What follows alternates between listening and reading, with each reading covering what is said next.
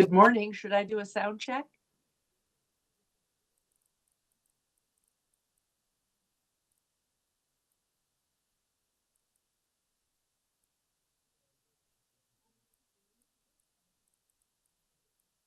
Good morning.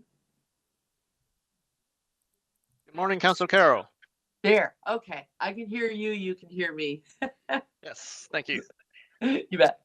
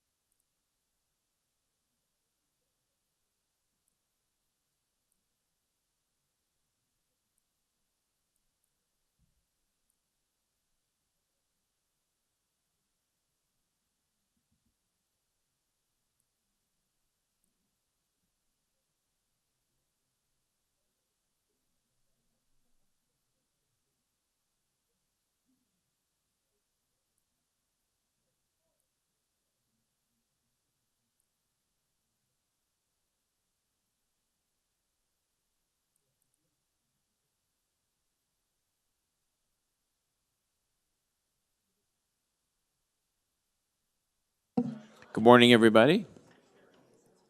We can commence. My name is Councillor James Pasternak. I'm the Chair of North York Community Council. We have quorum. I'm calling meeting 14 in order. Welcome, everybody.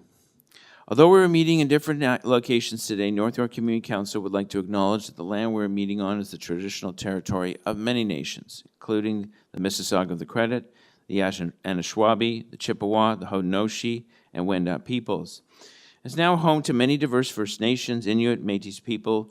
We also acknowledge that Toronto is covered by Treaty 13 with the Mississauga of the Credit. Today's meeting is being held by video conference. It's being live streamed online at youtube.com/Toronto City Council Live. If you're registered to speak at today's meeting, please listen for me to call your name. I will call speakers in the order that they appear on the list. The list of speakers can be viewed online by visiting North York Community Council page at toronto.ca/council and clicking the speakers box for today's meeting. Members, the City Clerk has provided all agenda items on toronto.ca/council and on CMP, the Clerk's meeting portal. Clerk's IT staff are available to members if you need help with your devices. I also want to remind you to please submit and approve your motions by email. Staff are available at nycc@toronto.ca to help with motions. Are there any declarations of interest under the Municipal Conflict of Interest Act? If you do have an interest, please raise your hand and unmute your mic and indicate the item number and the nature of the interest. I do not see any. Thank you very much. May I have a motion to confirm the minutes from our meeting of May the 8th, 2024? Deputy Mayor Cole, all those in favor? Opposed? That is carried. Members, before we begin today, I'd like to take a note of the flowers and portrait placed at the desk of our colleague, Councillor Jay Robinson, who passed away on May the 17th. Councillor Robinson was first elected Community Council in 2010, and she represented the Don Valley West community as a councillor for nearly 14 years. Please rise if you are able and join North York Community Council in a moment of silence in memory of Councillor Jay Robinson.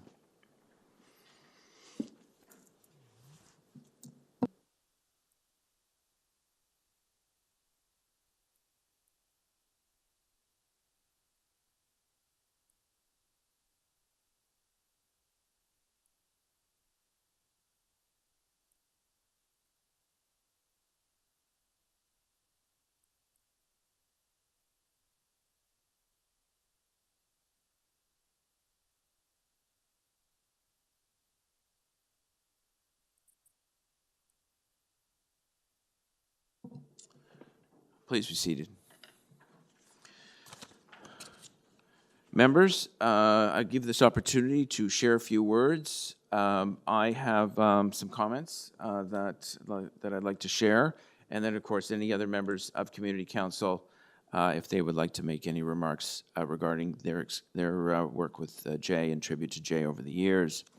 So Jay and I came to City Hall as councillors in the aftermath of the 2010 municipal election. There were 14 new councillors in all, and she knew that we ushered in through a most difficult period, the instability of the mayor's office. Many of the 14 saw the need to hold the vital centre. Called the mushy middle, many of the 14 chose to keep the city in the centre, and one of those was Jay. When glancing through the many motions Jay brought to council, there was a trend, great support for the outdoors, athletics, female participation in sports. Jay saw great value, as many of us, in supporting tennis and soccer, the protection of urban forestry. I believe it was her last motion, seconded by Mayor Chow, that asked council to support establishing a professional women's soccer league in Toronto and requesting that the FIFA World Cup 2026 Toronto Secretariat to advance growing participation of women in sport as a key legacy opportunity of hosting FIFA World Cup 2026 in Toronto. And yet she could be tough, speaking out when things were falling off the rails here at City Hall in 2012. She crossed swords with the Fords and held strong convictions all along the way. Her judgment was impeccable, and while at times she had doubts about the way she voted and she thought her political career was over, it was just the opposite. She won 4 elections, and in one of those elections she got 85% of the vote, and 2 of those elections she defeated incumbents. She was a person of high purpose, good character, deep principle, and those are the ones who win. It is a rarity when you find someone with sense and sensibility in the same person. Jay helped me in my ward revive the Toronto City Council Priority Centre program by helping move the Antibes Community Centre towards free programming as a priority centre, and by seconding my motion in 2023 budgetary process to ask the Toronto Police Services to increase the staffing complement in the hate crimes unit. As she was undergoing treatment and did take a leave of absence, she kept working during the most medically challenging times, and she stayed with her role as city councillor because she loved the work and she felt a responsibility to her community. I would often call Jay and ask, "What do you think of this? What do you think the city? Do you think the city is on the right course?" And she would give good counsel at a time when it was not always easy. Now I guess we would ask, what would Jay do? Perhaps Anna Wintrow was right when she said, "People respond well to those that are sure of what they want." As you know, Barry and Honey Sherman were Jay's constituents, and while I read Kevin Donovan's book, The Billionaire Millionaires, The Mysterious Deaths of Barry and Honey Sherman, for the real scoop, I called Jay. And when Jay came to me for support for an expense exemption for Drake, I was more than happy to help. We sat together in executive committee for a term, and while we took the matters before us very seriously, we didn't take ourselves too seriously, always reminding me to stop chewing on my highlighter, as she didn't know the Heimlich method. The next term, Jay was appointed TT chair and no longer sat on executive committee, leaving me to find my own light moments as the hours went on. Jay was a valued member of this community council, in which she vigorously fought for her community, and at the same time defended the urban tree canopy, the parks in her ward, and the livability of our city. No matter where you look around our city, the legacy of Jay Robinson can be seen, whether it was in the arts through Nuit Blanche, through supporting our restaurant industry with Summerlicious and Winterlicious, and being the standard bearer as we were rolling out Vision Zero. Perhaps the last public event I shared, that we shared together, I shared with Jay, was an opening of a synagogue on Bayview Avenue in her ward. I remember it being a wonderful day with glorious sunshine, dozens of people, and a special thank you for Jay. And while some of the neighbors gave her a hard time about the project, Jay held firm. The Jewish community will always be grateful for the fine work of her office and the support she gave. When my wife and I were in Israel in 2020, as was the case in all our trips, a visit to the Kotel or Western Wall was a must. As is the tradition, one would place a prayer in the ancient bricks, and I placed a note there asking for Jay to recover. The last time many of us saw her in person was in November 22nd, 2022, in the inaugural council meeting for the 2022-2026 term. There she was, 3 rows back, smiling, waving. On a day of new optimism and fresh start of a new term, what could be better than a cancer survivor joining us? One may not believe in miracles, but one cannot deny when they occur. And yet the challenge of miracles, which we all want from time to time, is we never quite sure how long they last. We're most grateful for having served with Jay, to share her humor, her wisdom, her insight, and all the accomplishments that she made, and being the wonderful person that she is. And I understand that her husband, Bill Crossland, is here, and we welcome you to the chamber, and these condolences are expressed to you. Thank you very much. Councillor Carroll. Oh, thank you, Councillor Pasternak, and thank you for that wonderful speech. I'm sorry that I can't be there today. I have something later. I'd have to ask for project at the end of the meeting to make it to. So I'm at City Hall today. But I couldn't miss this chance to comment because I was unable to be at council last week for the tribute. But perhaps this is a better place. I just wanted to make the comment that, you know, we sometimes we talk of ourselves in terms of you're a downtown councillor or you're a suburban councillor, and we divide it up. But I just wanted to remind people my first impression of Jay as a colleague and co-worker came at her election. There were a number of new councillors when she joined council in 2010. And I honestly don't think this would be Premier Ford's choice today, but he too was a new councillor in 2010. And right away, what is now unfolding at the waterfront, the change of the mouth of the Don to eliminate flooding, fortifying what should be film studio district, and where there is potential for other. All of it was threatened just as we were getting going on it by a plan for Ferris wheel and plan to put in a shopping mall and a Ferris wheel and the whole 9 yards that was coming from the brand new mayor's office and his brother, Councillor Ford. And one would have thought, oh, this is a fight for downtown and for the downtown councillors.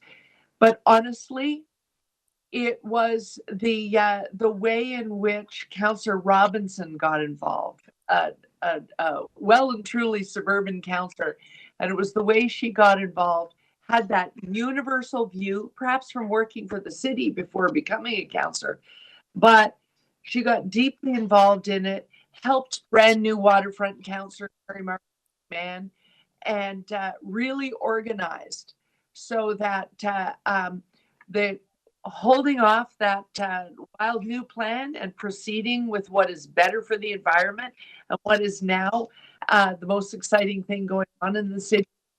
I honestly can say that would not have happened without Councillor Robinson being so deeply involved in it. She managed to get through to the mayor's office and to his brother, Councillor Ford. Today, they probably have no regrets with the outcome, because she worked with them and worked with the rest of council to make sure that happened. And, you know, every councillor wants a legacy of the many things that Councillor Robinson did in her ward. I'll drive by them every day and think about them. But for me, her legacy, and who would expect this for a suburban councillor, her true legacy for me is on the waterfront. And I hope that her family appreciates that, because it is going to be the exciting thing to happen in the city in 50 years as we complete that. But I will always trace it back to the day it was threatened, and it was Jay's organization that stopped that from happening. Thanks, Councillor Pasternak. Thank you, Councillor Carroll. Deputy Mayor Cole. Thank you, Councillor Pasternak. It's fitting that we're here in North York honoring Jay, because this is where she started her work in government. She was a special events coordinator with the one and only Mel Lastman. And so she spent a lot of time here in North York. I think her and Mel, although very different, had a love for animating the city, making people feel part of the city. I remember closing off Yonge Street, where we brought in all kinds of roller coasters. Anyways, it was really a phenomenal event when Yonge Street was closed, and Jay was so thrilled that was happening right in abutting her ward.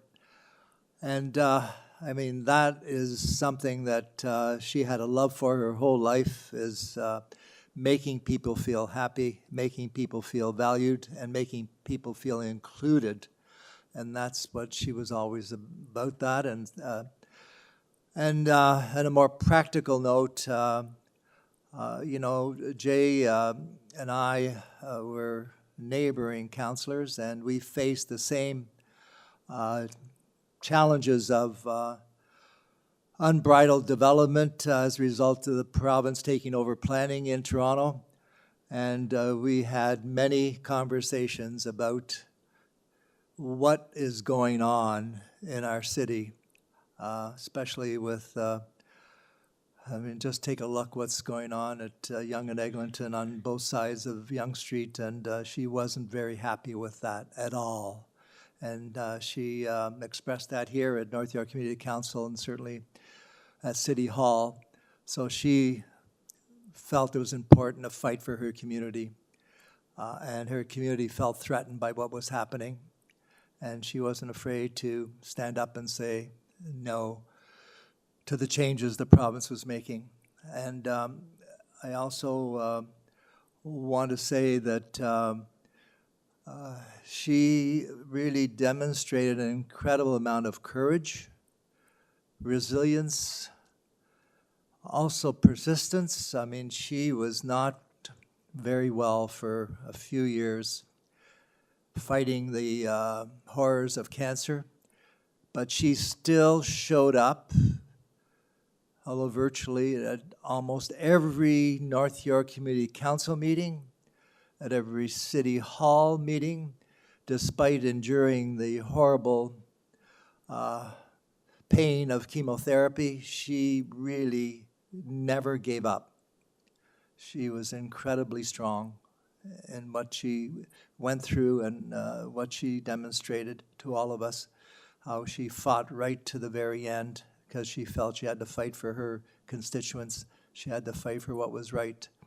So I think we've all lost an incredible, passionate, and loving mother of three beautiful boys and all her friends and her husband Bill, and what a spectacular show we had at the York Minster Baptist Church. She really would have loved it. The singing, the pastor, everybody was there. Even Premier Ford was there, former Mayor John Tory.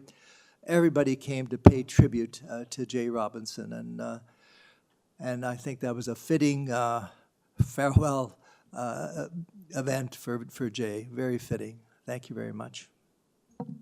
Thank you, Deputy Mayor Cole. Any other comments by other members of Community Council? Councillor Cheng? Thank you.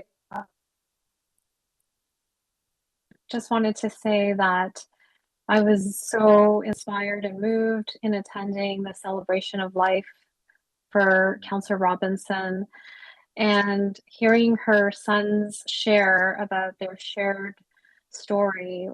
It gave me tremendous hope because I think Councillor Robinson became a councillor when her kids were very close to the age of my kids, and hearing how, you know, in spite of how busy the job is, she made them act out plays and they traveled. And I just think I missed out on meeting an incredible woman. She leaves a legacy here in the city with the many initiatives that she spearheaded, like Nuit Blanche and Summerlicious, Winterlicious, things that we continue to enjoy. And I know, though, that her family will carry this legacy, and her boys, they are incredible young men.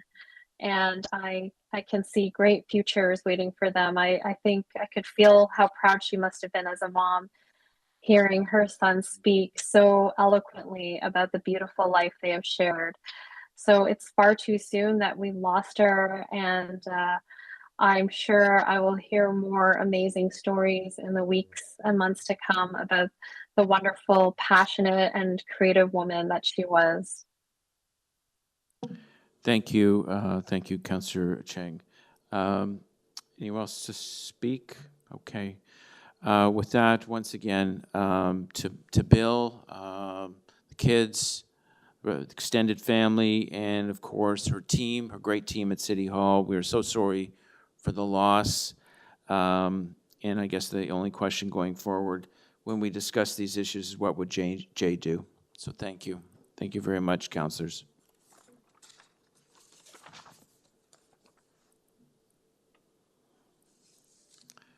I have a point of order on this.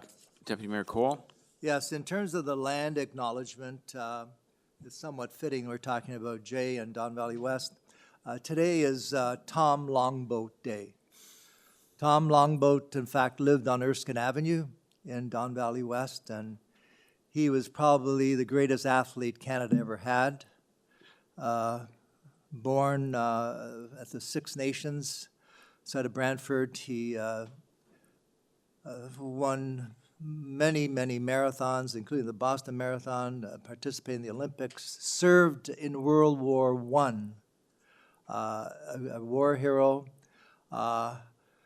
and really one of the most outstanding athletes Canada's ever had. And unfortunately, we pay homage to all our professional athletes, and that's great, but here was an amateur athlete that was second to none, and lived, and even eventually fell on hard times and worked for the City of Toronto,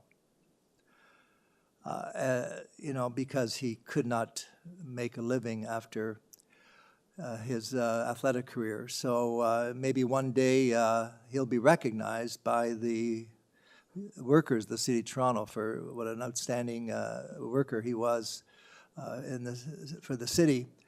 And he's had the pleasure of meeting his granddaughter, of attending Tom Longboat Day at Six Nations.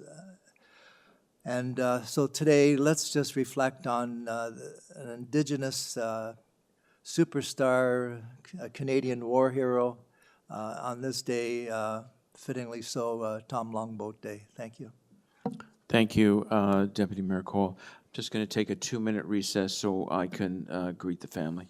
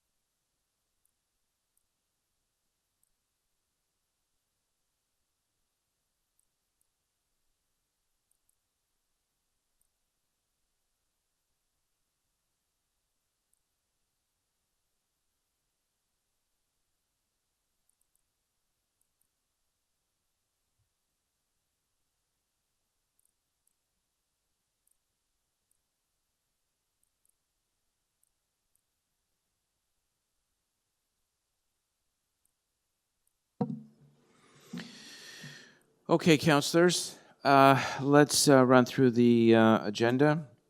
Item 14.1, 8 Valley Ridge Place, application for a fence exemption. We're going to hold that for speakers. 14.2, 51 Tanbark Crescent, application for fence exemption. That's also held for speakers. 14.3, 214 Homewood Avenue, application for a fence exemption. Councillor Cheng, I understand you have a motion on this item, and if the motion's ready, we can release the item now. Wonderful. Okay, it's a deferral motion on the screen. All those in favor of deferral to the July 9th, 2024 meeting? All those in favor? Opposed? That is carried. Item 14.4, 335 Burnett Avenue, application for a fence exemption. I do have a note here, Councillor Cheng, that you wanted to is this withdraw the item from the agenda? Yes, the owner has complied, is in compliance now, so this is no longer necessary. Okay, the motion is on the screen to withdraw. All those in favor? Opposed? Mr. Chair, when the owner has complied with the pool fence, we are supposed to hear from staff that they have complied. Are staff in agreement with the withdrawal of the item, or do they wish to still have community council? Well, Councillor Carroll, you can hold the item down. I'm getting nods. that Councillor Cheng has worked with staff on this item. Oh, okay, and- okay. Yeah, I'm just not be able to see the nods. Thank you. Yeah, it's hard to see Good, thank you. it's hard to see the nods from remote locations. There are some things missing from virtual attendance. NY 14.5, a series of addresses on Bentworth Avenue, official plan and zoning bylaw amendment. I'm going to hold that for speakers.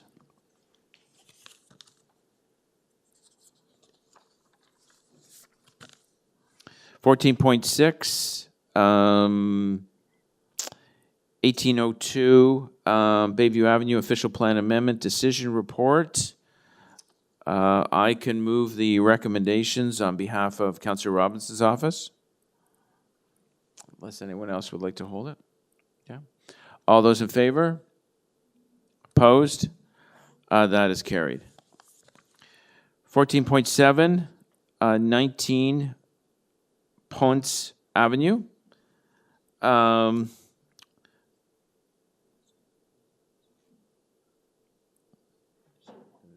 Okay, so there's a late speaker on this, so we're going to hold the item.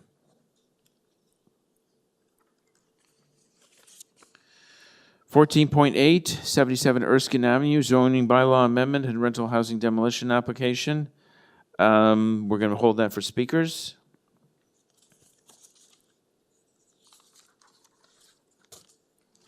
(14.9), 8 and 10 Hyde Park Circle, official plan amendment and zoning bylaw amendment application appeal report. I can move that on behalf of Councillor Robinson's office.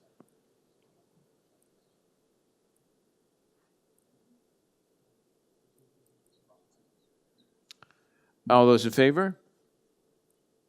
Opposed? That is carried.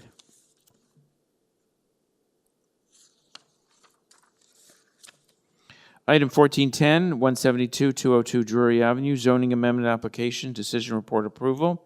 We're going to hold that for speakers.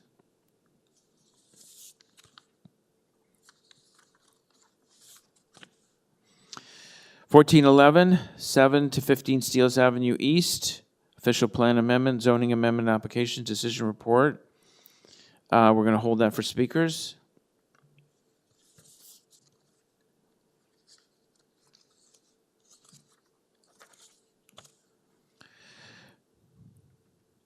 (1412), 323, 329 Balliol Street, residential demolition applications. I'm going to move option 3, approval with conditions on behalf of Councillor Robinson's office. All those in favor? Opposed? That is carried. Item 1413, we do have a speaker on that item, so we'll hold that. Item 1414, 524 Melrose Avenue, request for fence exemption to the Toronto Municipal Code, Chapter 447. We're going to hold that for speakers. 1416, Downsview Park Boulevard at Keele, exclusive right turn lane designation. I'm sorry, 1415, 217 Hendon Avenue, application to remove a private tree. We'll hold for speakers. 1416, Downsview Park Boulevard at Keele, exclusive right turn lane designation. I will move the staff recommendations. All those in favor? Opposed? That is carried. 1417 Celt Avenue, parking amendments. Councillor Cole, would you like Move to? approval? Okay, staff recommendations move on Celt Avenue. All those in favor? Opposed? That is carried. 1418 Deloraine Avenue, accessible parking space. Move Councillor Cole. approval. Councillor Cole is moving staff recommendations. All those in favor? Opposed? That is carried. 1419 Fairlawn. Move approval? Fairlawn Avenue, traffic calming speed humps. Councillor Cole, Deputy Mayor Cole has moved staff recommendations. All those in favor? Opposed? That is carried. 1420 Montgomery Avenue, traffic calming speed humps. I move Councillor approval. Deputy Mayor Cole is moving adoption of staff recommendations on 1420 Montgomery Avenue. All those in favor? Opposed? That is carried. Item 1421, Rowley Avenue, accessible parking space. I will move the staff recommendations on behalf of Councillor Robinson's office. All those in favor? Opposed? That is carried. 1422, 5800 Yonge Street, designation of fire routes and amendment to Chapter 880 fire routes. Councillor Cheng?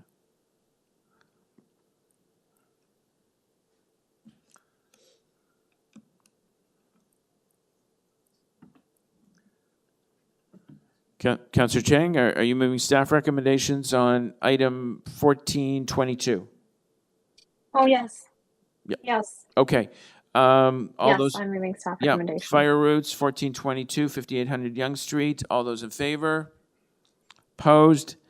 That is carried. 1423 Lillian Street, U-turn prohibition. Councillor Cheng?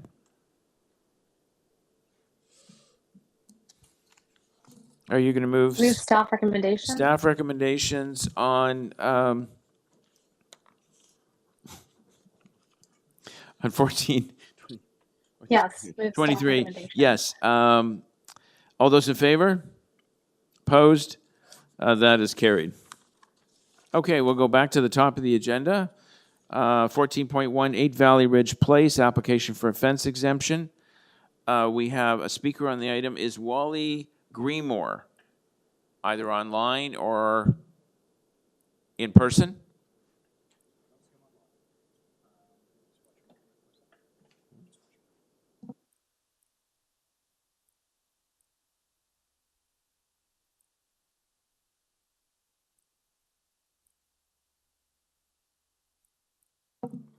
All right, one more call for Wally Greenmore? No, he is not present. Okay, questions for staff? Speakers? I guess I'll speak. I will approve. I guess we need a motion to approve. Where I'm going to move on behalf of Councillor Robinson's office approval of the fence exemption.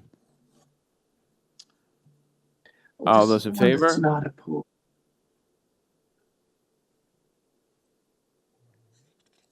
All those in favor? Opposed? Yeah. That is carried. 14.2, we have speakers on the item. I'm looking for Mahir Kapadia. Great, thank you. Thank you very much for joining us. You have 5 minutes. Good morning. I'm Arlene Kaplan, and I'm here once again on behalf of myself and my husband, Robert. We're the homeowners at 51 Tanbark Crescent, and I'm joined by Mahir Kapadia, our contractor from Unicus Build.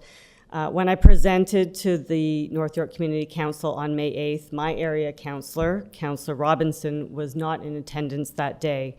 And not long after, I heard the very sad news of her passing, and so I want to extend my sincere condolences to her family, as well as to all of her colleagues who are here today, as well as those watching and listening. Following that May meeting, city staff have kindly updated the report pertaining to our agenda item, and they have included some background materials that we presented to you at the last meeting. Today, we are once again asking for a variance to the size of the fenced-in enclosure leading from our home to our backyard pool area. We have some visuals with us. Don't know if we're able to use the projector.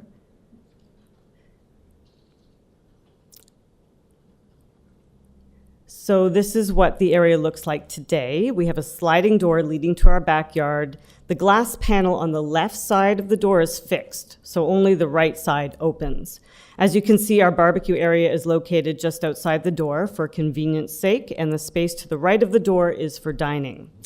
So this is, next visual is what we are proposing. Our objective is to keep our backyard as functional as possible while also maximizing safety for us and for any guests who come to our home.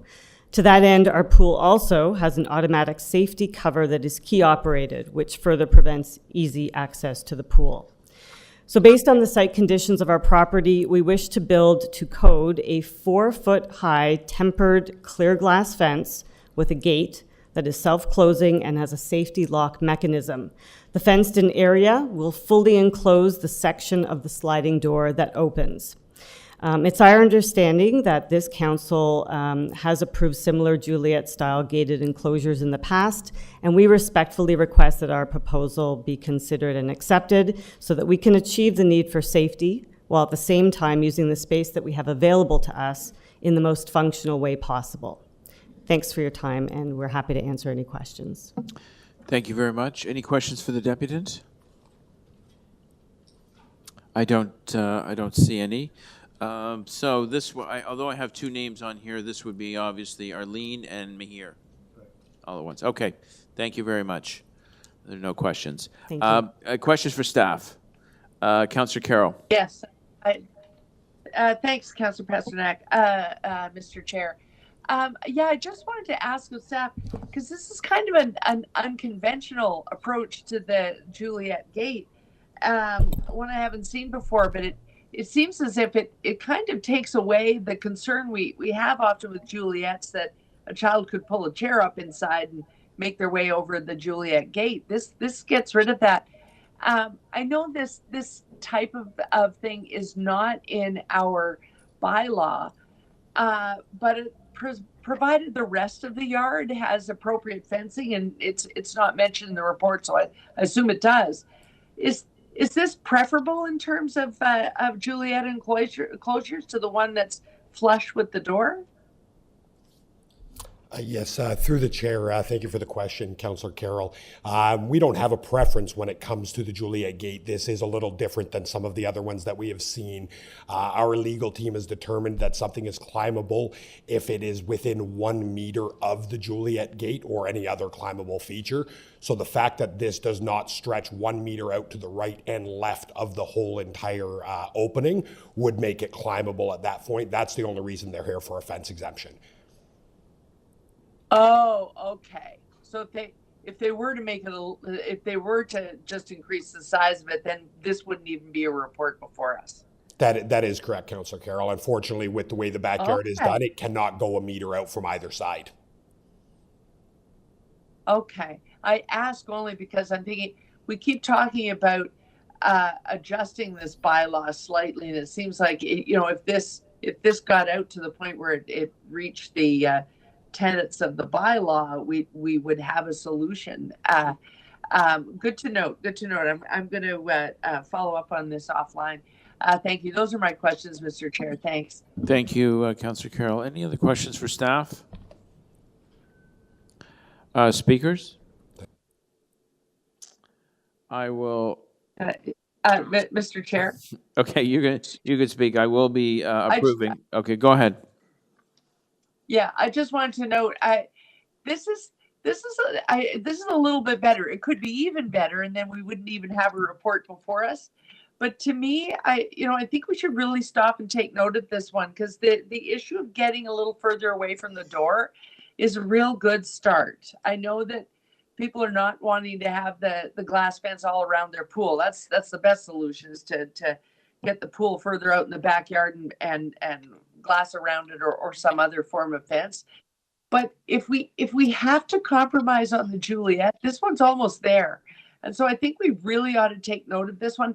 I'm gonna be voting in favor of this, and you all know how rare it is for me to vote in favor of them. Of course, it would be ideal if it was slightly wider, but it looks like we're on a journey to a possible compromise. So I just wanted to note that while we're considering this item. Thanks. Thank you, Councillor Carroll. Well, I will be moving the approval of this exemption. It's always nice to have Councillor Carroll on side. So I'm convinced that this is a safe solution, that this is something that can work and keep keep people safe. Pool safety is key, and allow them to have the quiet enjoyment of their home. So I've granted my motion grants the application for the exemption. If we could put that to a vote. All those in favor? Opposed? That is carried.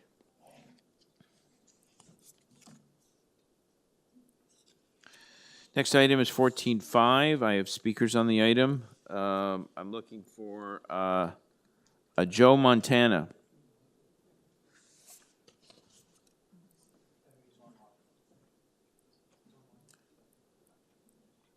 Mr. Montana? Yep. Yep. Okay. Yeah. Thanks for joining us. You have 5 minutes. Well, my wife is going to read out something that we wrote out. So whenever you're ready for us to start, we'll go ahead and start. Go ahead. Good morning, Mr. Chair and councillors. We strongly oppose to the proposed condo development in our neighborhood while acknowledging the city's need for housing. We believe that this project would have devastating consequences for our community, and we urge careful consideration of alternative solutions that balance housing needs with community well-being.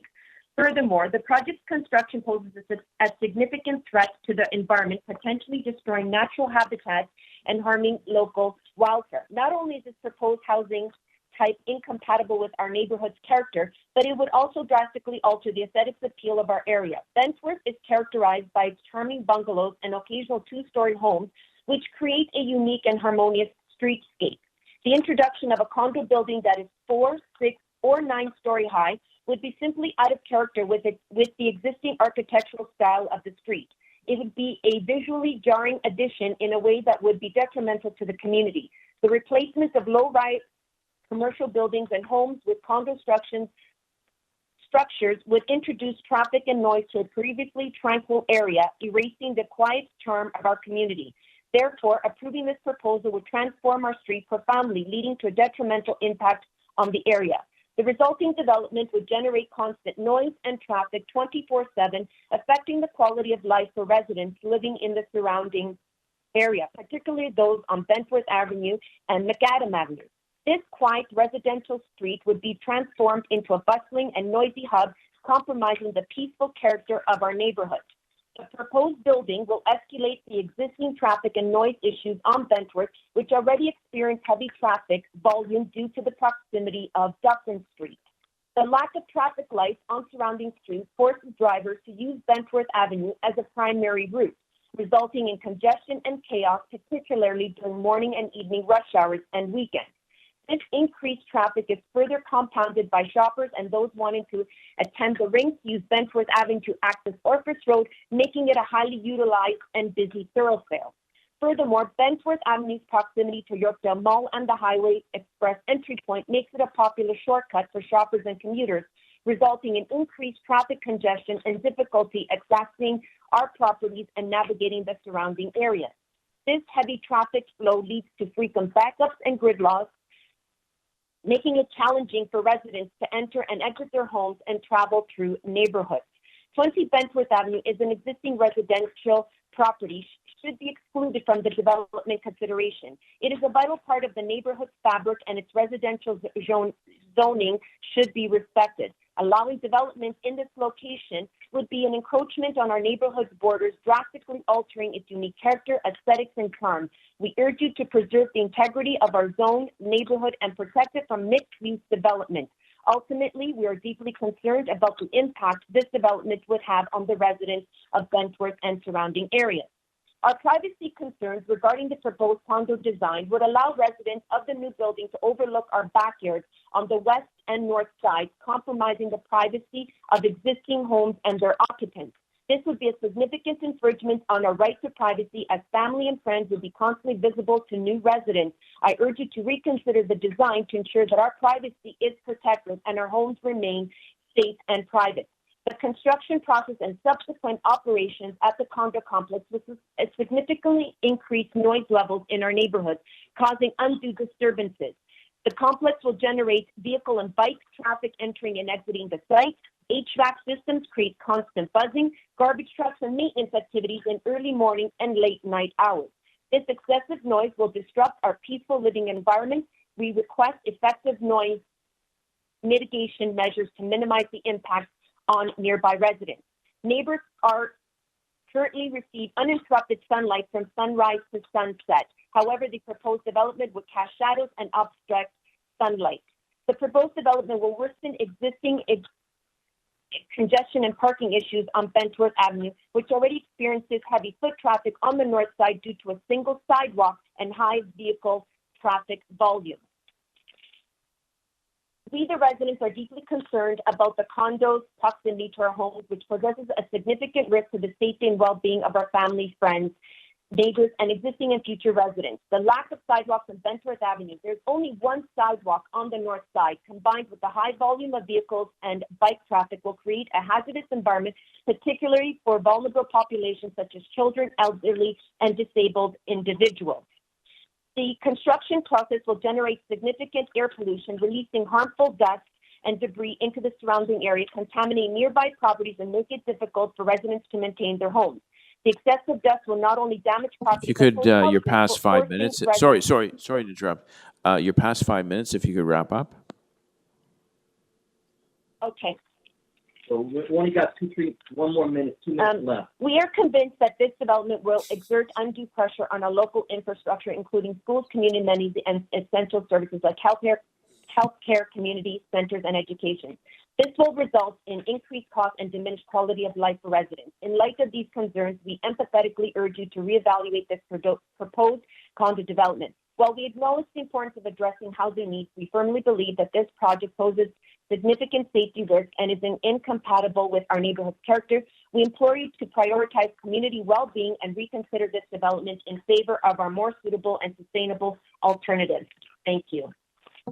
Thank you very much for your comments. Any questions for the deputant?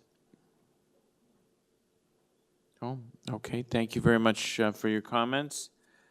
Harry Zhu from Arcadis Professional Services. Is this on behalf of the applicant? Yes, okay. Mr. Zhu, thank you for joining us. You have 5 minutes. Good morning, Deputy Mayor Cole, councillors, and also city staff and member public. So thank you very much for the chance for me to speak here. And my name is Harry Zhu, urban planner from Arcadis. And today we're here and also including the project manager of the project, Mr. Nasko Ivanov from Ashford, Caradale, to answer a question from the member public and also from the council. And I do prepare a presentation, but I think in order to save time and also to address, the more importantly, the concern from Joe and also from Isabel. So I think I'll probably save that presentation and just to address some of the key questions that raised by the public. So I think, regarding the appropriateness of the proposal, as you may have aware of the report, and we actually agree with the report's proposal and also point of opinion as well that is actually consistent with the provincial policy statement and the growth plan. And although one of the property, which is 20 Bentworth Avenue, is not located within the mixed-use area, but actually the neighborhood at this very moment. The whole 3 property are actually fully within the property boundary of the protected major transit station area. So that kind of guarantee the council adopted vision and intention to intensify that area. And in order to make the smooth transition, we do have step back towards the west and the north of the property. To the west, we limited the 20 Bentworth property to only 4-story, and to the north, we do have significant setback, which is from the 2nd story and to the top of the building as well. And we have prepared all the technical study, including shadow study, including noise impact study, the environmental impact study as well, and all the things that's necessary to deem the application complete, and also for the city staff to review. And as stated in the staff report, that we have met all the requirements and all the impact has been mitigated and been minimized. So in general, I will probably save some more time here to, if the council member have any question to us. And also I want to emphasize that we have reviewed the report and that we do agree with all the opinion and the points from the staff report. Thank you very much. Great, thank you for your comments. Any questions for the deputant? No? Okay, thank you very much. Thank you. I have Nasko Ivanov of Ashford Calderdale Group. I assume you're the property owner or? No, I'm the clan representative planner, for okay. the property. Great, thanks for joining us. You have 5 minutes. Thank you. I just wanted to acknowledge Joe and Isabella's comments. We do appreciate them. It was a very passionate letter. I wanted to take the time to address a few of them in front of council. Deputy Mayor Michael, we have met on multiple occasions to present the project. So at 20 Bentworth, we are proposing a 4-story building to transition to the low-rise neighborhood before going to the 9-story. Furthermore, the local residents did mention issues with the potential development, and I do want to take this opportunity to address a few of them in front of city staff. One is the sidewalk and the lack thereof. As part of our proposal, we are going to be widening the existing sidewalk to 2.1 meters as per the current City of Toronto standards, which is substantially larger than the current 1,500 millimeters. Another issue that was brought up was the waste management of the facility. Based on the current proposal, everything is going to be done indoors. All of the garbage, all of the waste management of the building is going to be managed indoors. It's going to be picked up indoors, therefore minimizing impact on the community. Noise from trucks, noise from the traffic of it.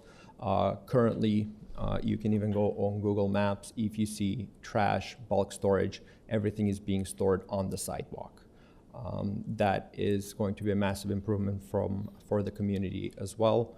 Another issue that was mentioned was traffic. We have done our traffic studies. We have professional consultants to deal with this, and our development is one of the smallest that is proposed on the street and along Dufferin within that corridor, therefore contributing not a substantial amount to the traffic, and we are proposing a 0.6 ratio of parking on the lot. And last but not least, the mechanical equipment. We are currently working with city staff as well to propose a geothermal system, which will therefore minimize any noise from any mechanical equipment and contribute to the environmental goals that the city is trying to achieve through their TGS program. Hopefully we're here to answer any further questions that the council may have for the project. Thank you. Thank you very much. Any questions for the deputant? No? Okay, thank you very much. Did have a thank you very much for your comments. There's no questions. Is it Paul of Falsetti? Thank you for joining us. You have 5. Thank you, council members and community council attendees. Yes, my name is Paul Falsetti. I'm here representing my parents who own the property at 27 Macadam Avenue, immediately behind the proposal. Essentially, there's just, we had one community consultation meeting. There were no multiple meetings with the community. To begin with, the community consultation process was flawed because there was signage that was placed on the building, hardly visible to anybody, which started off the whole process. And it was me that called the planner on file, and they had to, they changed the signage. So it should have been extended, at least the time for the community to prepare for this. During our community consultation meeting, we were advised by staff and by our Councillor Cole that we were just starting this process, but yet a month goes by and we're already at community council. When I asked about why this is being fast-tracked, the planner stated to me that it was, we had to turn this around within 4 months, otherwise application fees need to be returned to the applicant. which is not planning as far as I'm concerned. It's processing, and it needs to be sensitive. This is a huge development, huge impact to our community. It's extending, encroaching onto the single-family residential that's there, that's, by the way, bungalows, and at every once in a while, a two-story. You're introducing a nine-story structure. And for the properties immediately on north, on Macadam Avenue, neighbors on either side, from 31 to all the way to 23, you're going to have a wall 9 stories high that is completely out of proportion and out of place. There aren't even any examples to anything close to this in this area. There were developments, nearby developments that are closer to the subway, that back onto residential, that are sensitive, that are maybe 4-story townhouses that are appropriate to merge. As the deputant said, well, we're coming down to 4 stories to the property to the west, which would be 22 Bentworth Avenue. So the fact of the matter is, transitioning, when the built form is the way it is, transitioning is not even something to be discussed.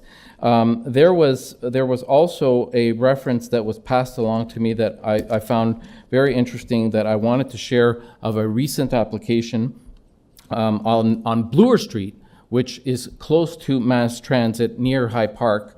And Carly, it was heard by community planning, Carly Bauman. The application in its current form is not supportable and does not meet official plan policies in the public realm and built form.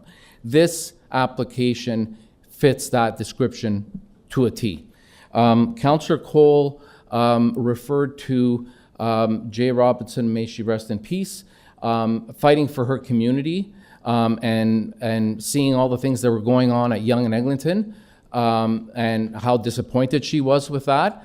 The community is devastated by this. They're essentially to the point where, desperate for some form of support from planning, from city planning, and from the community council. This development is inappropriate. It essentially will change the character and is not at all in keeping with the community character or built forms. Not to mention public realm, density, heights, and all the things that go along with that. Essentially, we just have an issue with the fact that all of these things, here is this property that is on the fringe, on the border of what is deemed to be some sort of line in the sand for redevelopment, in proximity to mass transit, and it's more dense than they're doing at Yorkdale. It's the furthest possible space away from the subway, and you got all this. And there's developments that have been sensitive, built, that are townhouses, something a little bit more appropriate. When we asked them at the community council meeting, do you have a plan B? The answer was no. There was no discussion about potential options, and so essentially... You could wrap up. Okay, so essentially we just want to say that from a community perspective, and echoing all the residents in the area, they're devastated and super concerned about this proposal. It's inappropriate. The built form is not at all in keeping with the neighborhood, and it shouldn't be passed. Okay, thank you very much. Thank you for the opportunity. For your comments. Any questions for the deputant? No? Okay, that's it for speakers on the item. Questions for staff? Councillor Cole. Yes, could you please explain where this development is located in relation to the provincial's MTSA designation? What that means? Thank you. Through the chair. The application, the site is 12, 18, and 20 Bentworth Avenue. It starts one property in from Dufferin Street. It is within, if you're referring to the Yorkdale Protected Major Transit Station area. it is located within that boundary.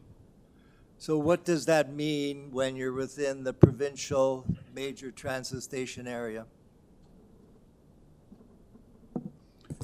Through the chair, what that would essentially mean is we do have established targets that we should be achieving in terms of minimum densities. So for this PMTSA area, there is a 200 people and jobs per hectare target that we are to achieve. And I should say, you know, I heard the speaker mention the Yorkdale redevelopment. I would say Yorkdale site is significantly more dense than this building that we're seeing here today.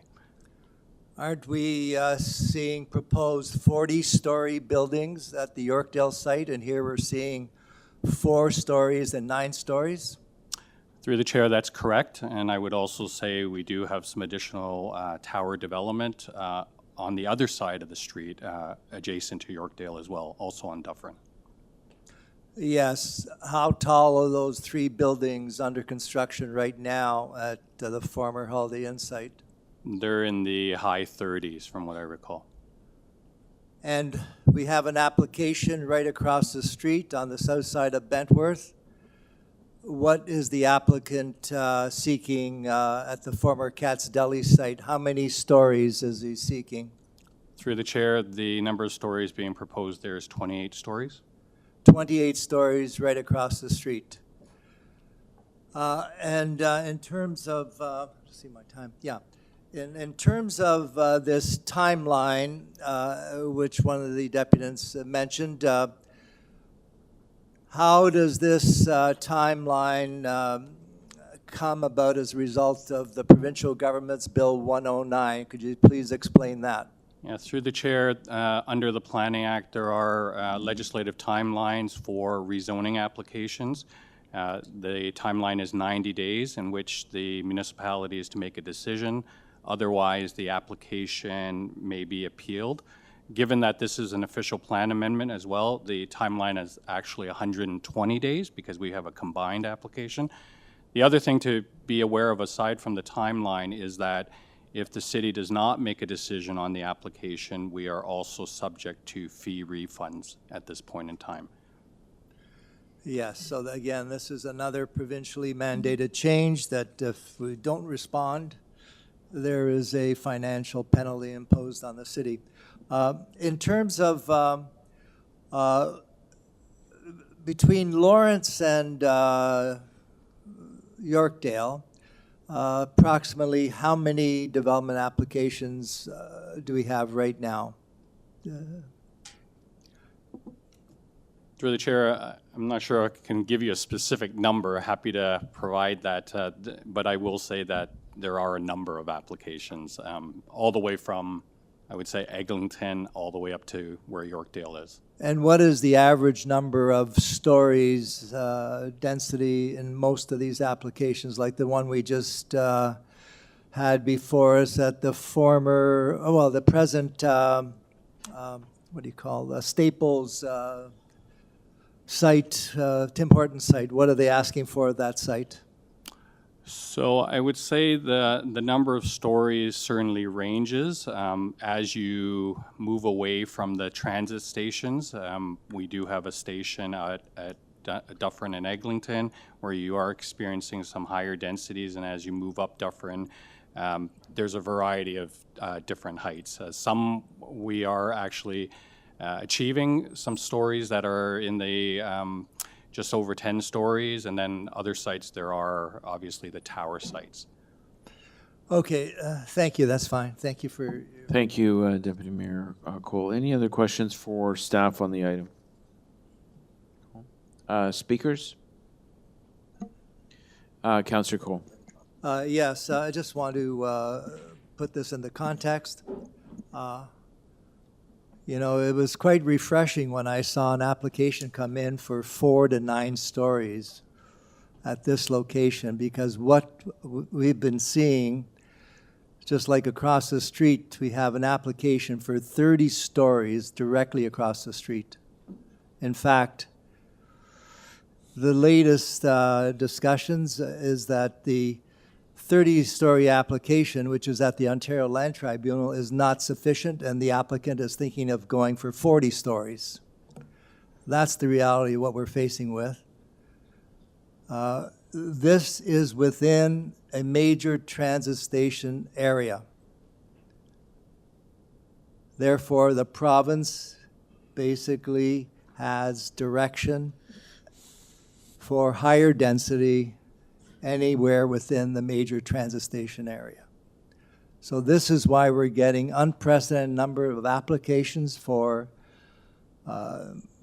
intensification all up and down Dufferin, Eglinton, wherever there's transit station areas. So as I mentioned, at the Yorkdale subway station, where there's application for 19 40-story buildings. That's what's been applied for, 19 40 stories. The old car dealerships, the chair is familiar with, like Dean Myers and Toyota, they're all asking for 25, 30 stories, each one of those sites, because they're within major transit station areas. It is difficult for the community. In every community, they really are really surprised by the development that's taking place. And that's because, you know, to the community's defense, they just don't understand the changes that have been made by the province that we have to adhere to. They have no idea what PMTSAs are, MTSAs are. They have no idea about the Bill 109, Bill 23, Bill 185, for instance. The community has no idea. So when these applications come in, whether they're modest ones like this one here, or whether they're the 30, 40, 50, 60, 70-story buildings, the community is just flabbergasted because the province has not explained the changes to people. And the city is so overwhelmed with applications that they have a difficult time trying to get information out to people about these changes. So change is difficult, and it is challenging to handle change on Dufferin because it is a street that's undergoing massive intensification. But the very fact is that there is a provincial mandate to have greater intensification. Unfortunately, which I wish more residents would complain about, is they're not affordable. I wish the residents would talk about the lack of affordability. They don't even mention that. These are not affordable.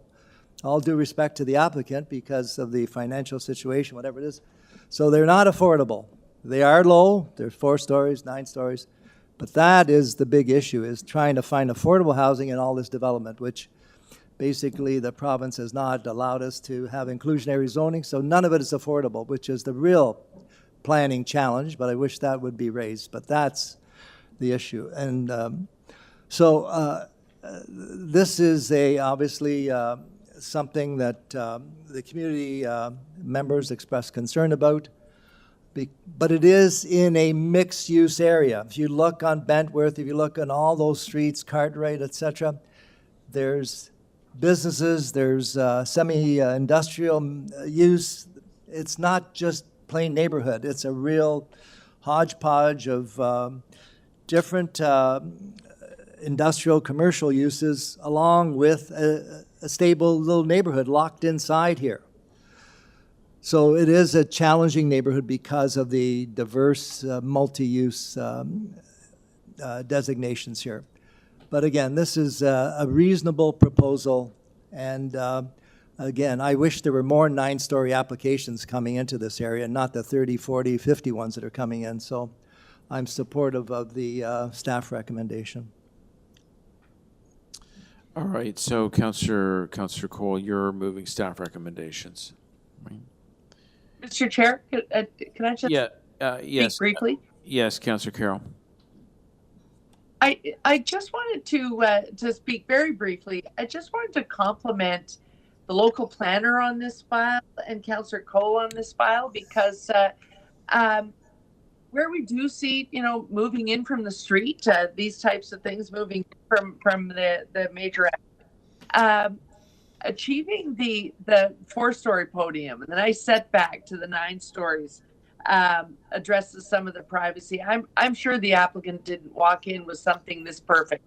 A lot of work has been done here. I especially wanted to compliment you on some generous parking here for a major transit station area application. That's a parking ratio. I mean, this building has an FSI of 3.1 inside a major transit station area. It has generous parking, so you don't see a lot of bleed into the neighborhood. That's hard to achieve under the new provincial rules that Councillor Cole just described. So I just wanted to pay him some kudos, working with the local planner and the applicant and achieving that. That being said, moving forward, those provincial rules is something you really do need to get to know. The community really needs to get them under their belt.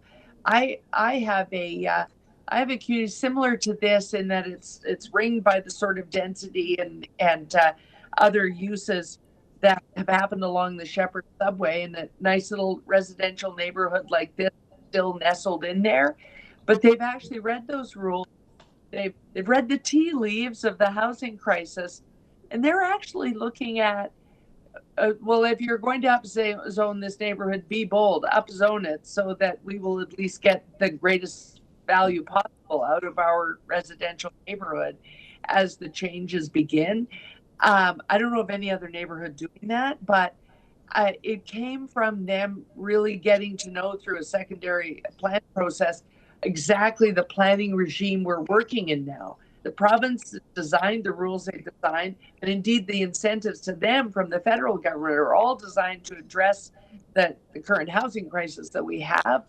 But they're looking at, okay, how best do I benefit from it in my little home? And perhaps if planning was to do a sort of a workshop for this neighborhood of what it means that your neighborhood does overlap a major transit station area, they'd be having a group think about what to do next. But really want to compliment, despite all of those rules coming back to, this looks like a very livable end result. So compliments to all.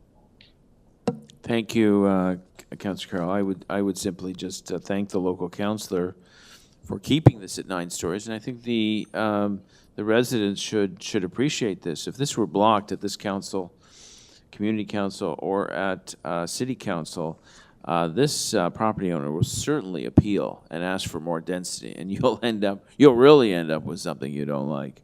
So this is one of the smallest applications I've seen in a long, long time.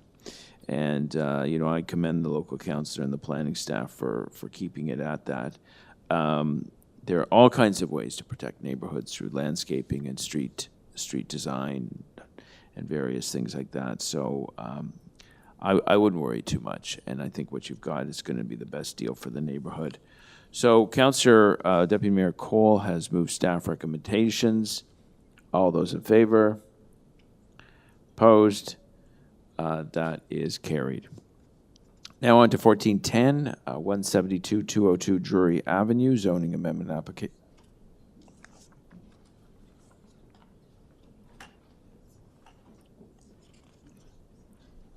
I think we might be number 8 next, Mr. Chair. Oh, I see. Okay, so so on 19 Poyntz Avenue, we did have a late speaker, so we should do that item. David McKay. I think he's remote.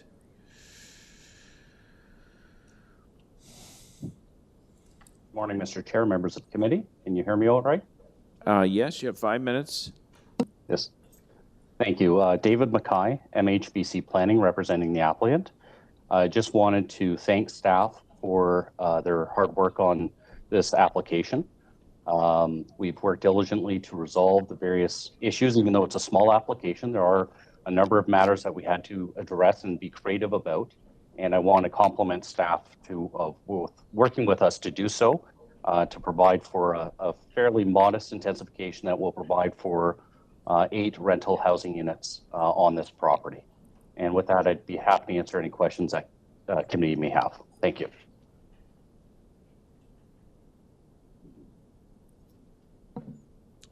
That's it? Oh, great. Thank That's you very all. much for being concise. Any questions for the deputant? No? Okay, thank you. Thank you very much. Questions for staff? We're on 14.7, 19 Poyntz Avenue.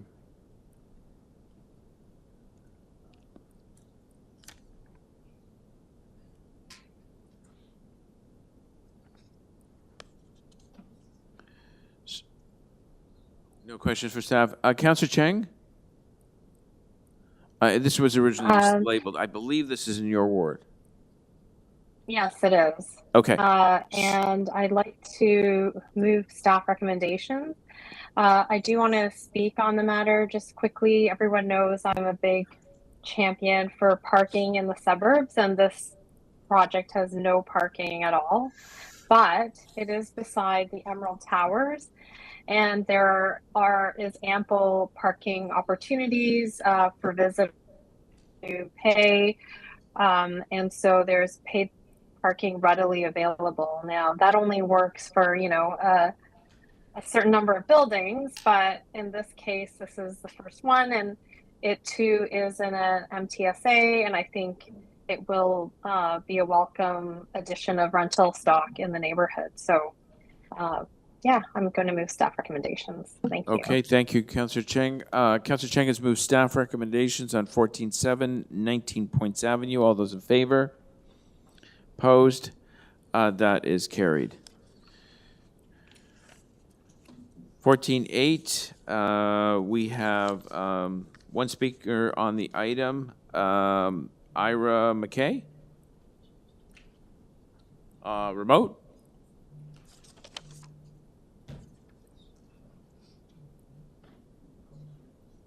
Mr. McKay?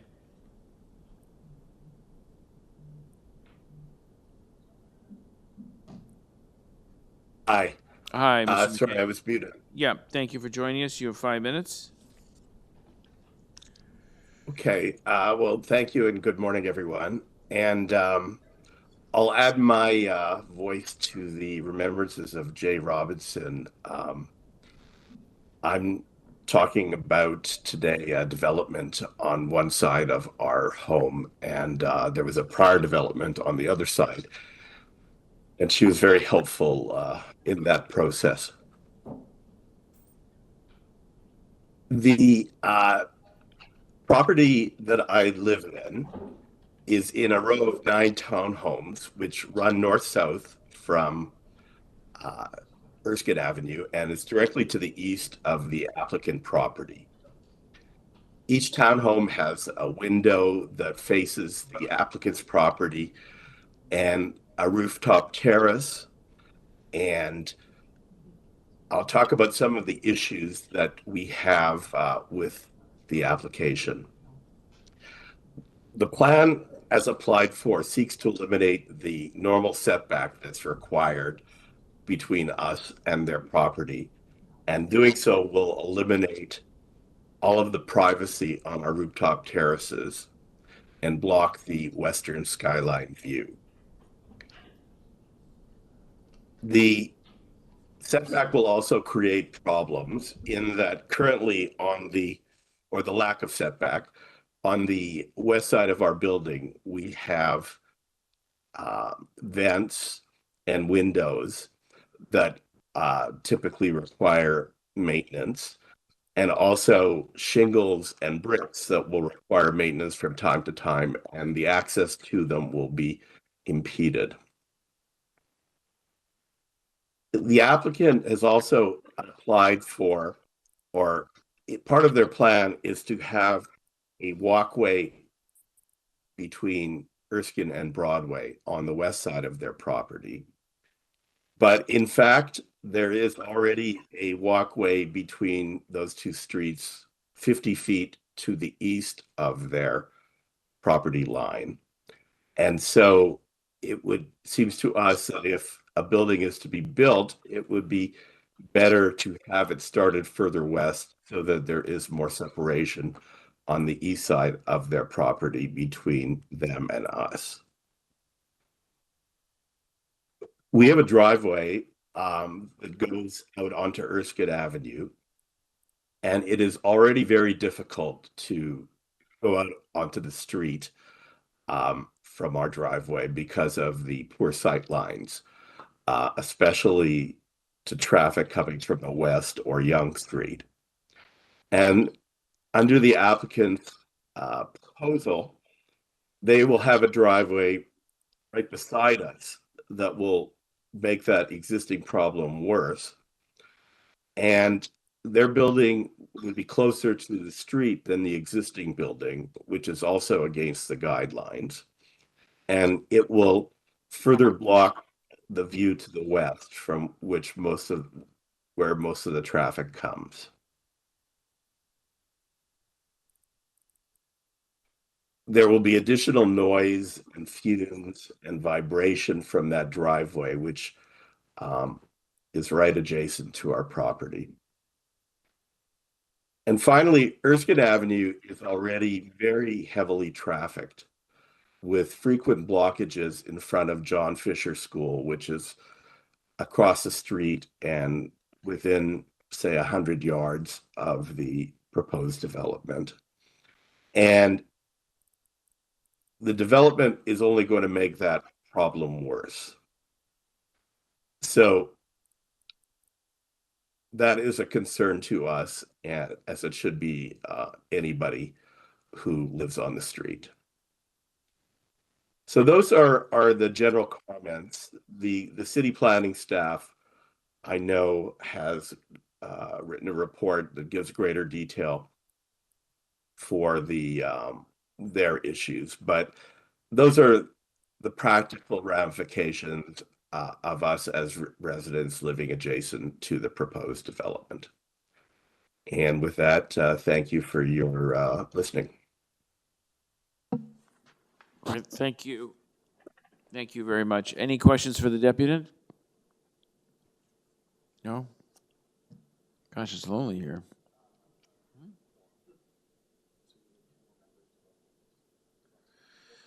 I do have questions of staff, Mr. Chair.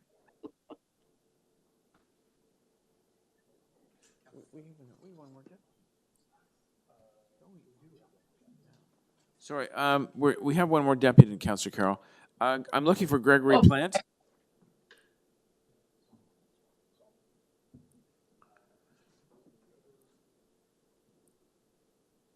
Mr. Plant? Thank you, Mr. Chair. I'm hoping everybody can hear me. I'm at a remote location and my internet tends to cut out on occasion, so my apologies if I freeze or disappear for a minute or two or a few seconds more. Good morning, councillors and staff. I sincerely appreciate the opportunity to provide my comments. I've submitted my comments in writing, and Mr. Chair, I'd ask if it's appropriate to present those comments to council at this time.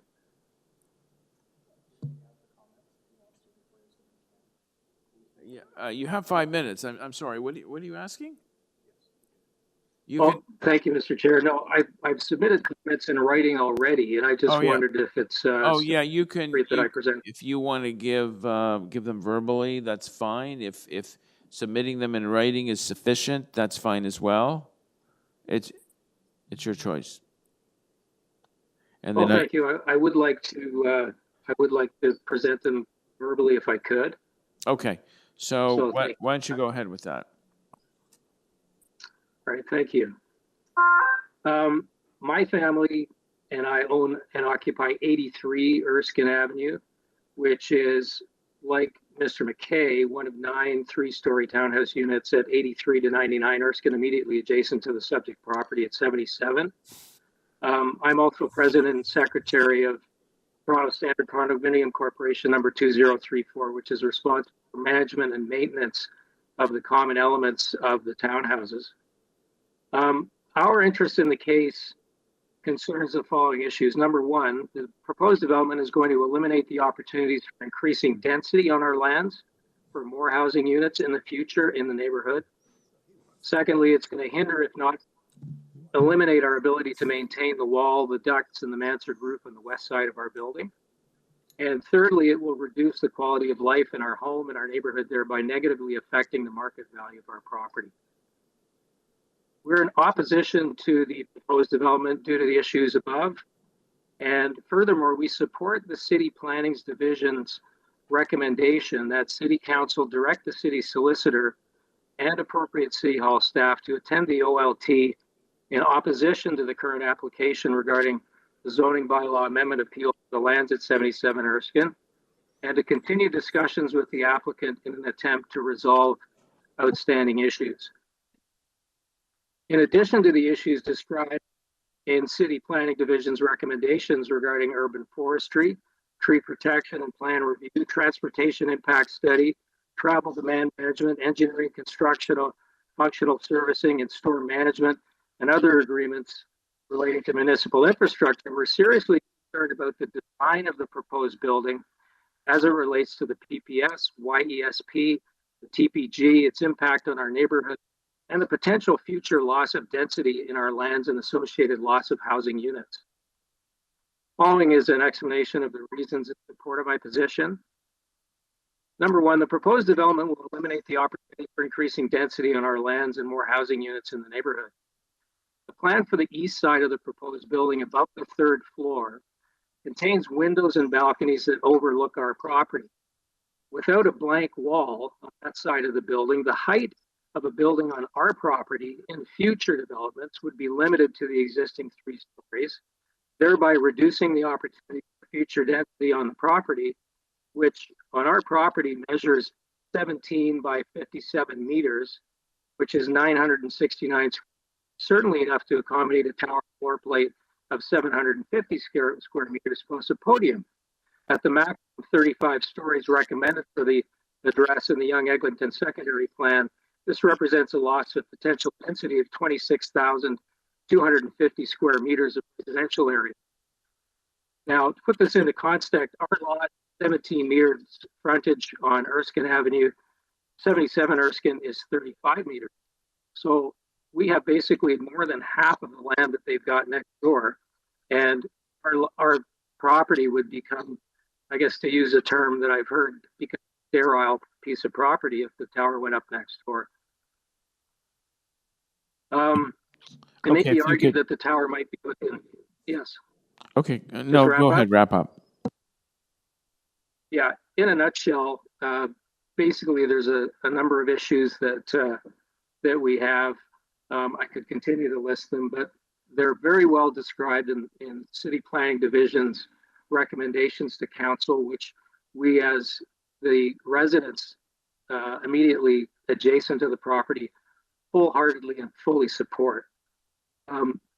Please understand that we are in full support of increasing density in the city. We understand the problems with housing, with the lack of affordability, and all of those issues, and we fully support development. In fact, our neighborhood is full of fantastic buildings that look great, that improve the quality of life in our neighborhood. This one, because of its lack of attention to planning guidelines, is actually achieving the opposite. So thank you for your time. Thank you for the opportunity to speak. Great. Well, thank you very much. Any questions for the deputant? No? Okay, thank you very much. Any questions for staff? Councillor Carroll? Yes, please. Just a couple of quick ones. I don't know if the local planner will be able to answer this, but Mr. Sitt might. I'm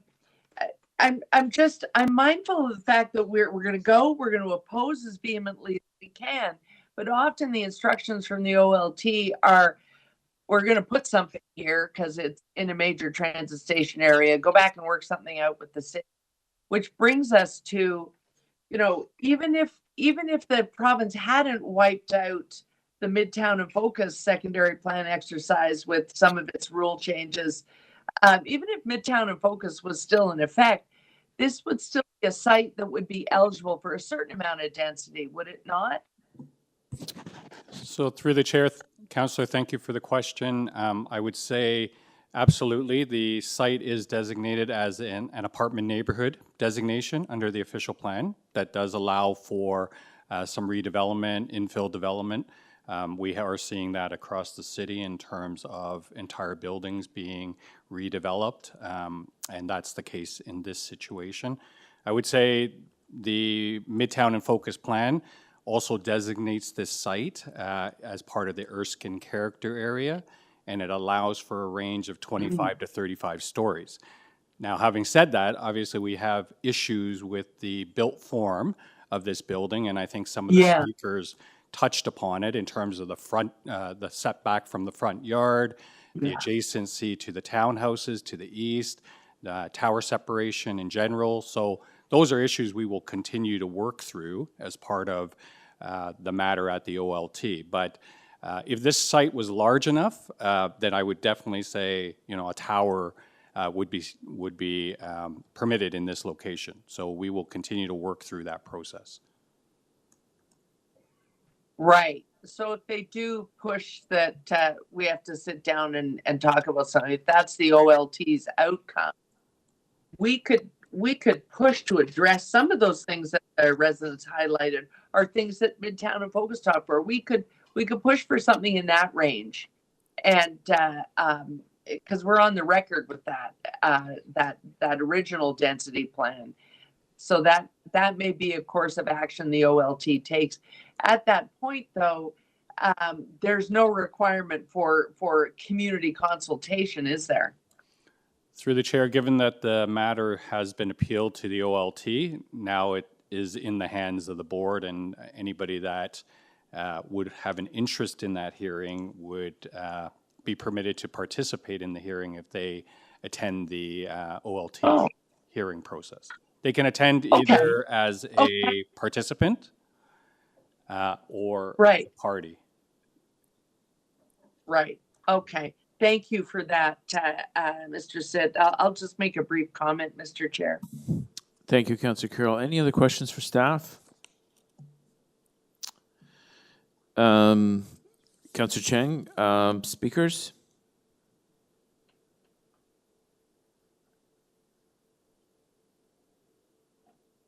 Okay, Councillor Carroll, until we get Councillor Cheng on the line, why don't you speak? Oh, okay. Well, just briefly, the reason I asked the questions about Midtown and Focus, our late Councillor Robinson worked vigorously on that. Councillor Matlow and Councillor Robinson worked really hard with the whole planning unit. So much so they were willing to stand by what they arrived at there. They were even doing, you know, walking tours during Jane Jacob Days, an open door, because they were so confident of those guidelines, which is why I asked if some of the things that are concerns for the condo board, if you were to have that conversation, could you address some of the things within that?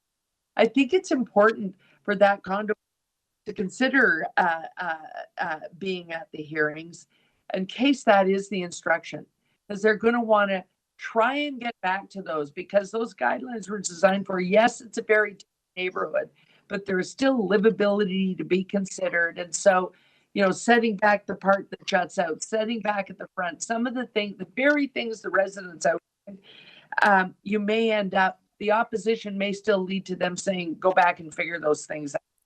And so it would be good to be at that hearing, to oppose, because that would be the best outcome, but also to be prepared to find a way to be able to participate in what may be requested, which is coming back to talk to the city. And I thank them for their deputations today. Thanks, Mr. Chair. Thank you, Councillor Carroll. Councillor Cheng, did you want to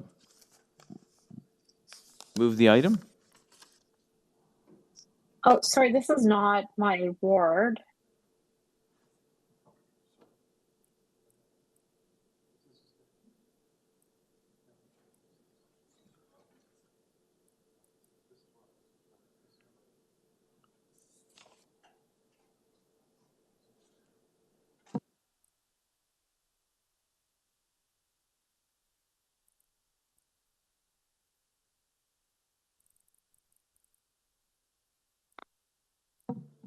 So, councillors, I'm it happy has been to leave labeled. it. Yeah, Yeah. you're right. It is labeled Councillor Robinson's ward. I've been advised by Councillor Robinson's staff that is incorrect. It is actually Councillor Cheng's ward. So if that can't be resolved now, I will move the staff recommendations.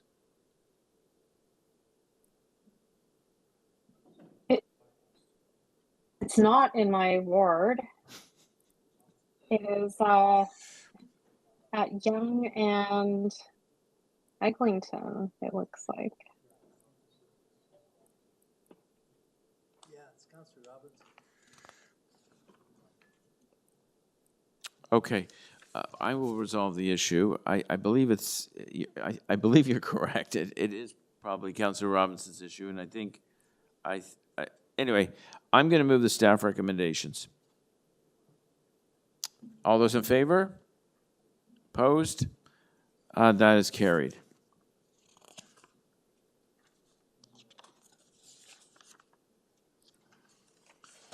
Okay, we're on to item 10, 172 to 202 Drewry Avenue. I have deputants. Excuse me, Mr. Chair. Yes. Can I just check to make sure, can I just make sure you have quorum? I need to step out for just a couple of minutes. Can I just make sure you have quorum if I do?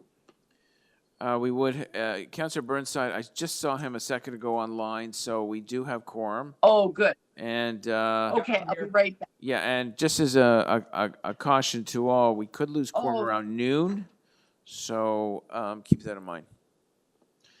Okay. Thank you, John. I'll be right back. Item 10, we have speakers on the item. Adam Layton from the Goldberg Group.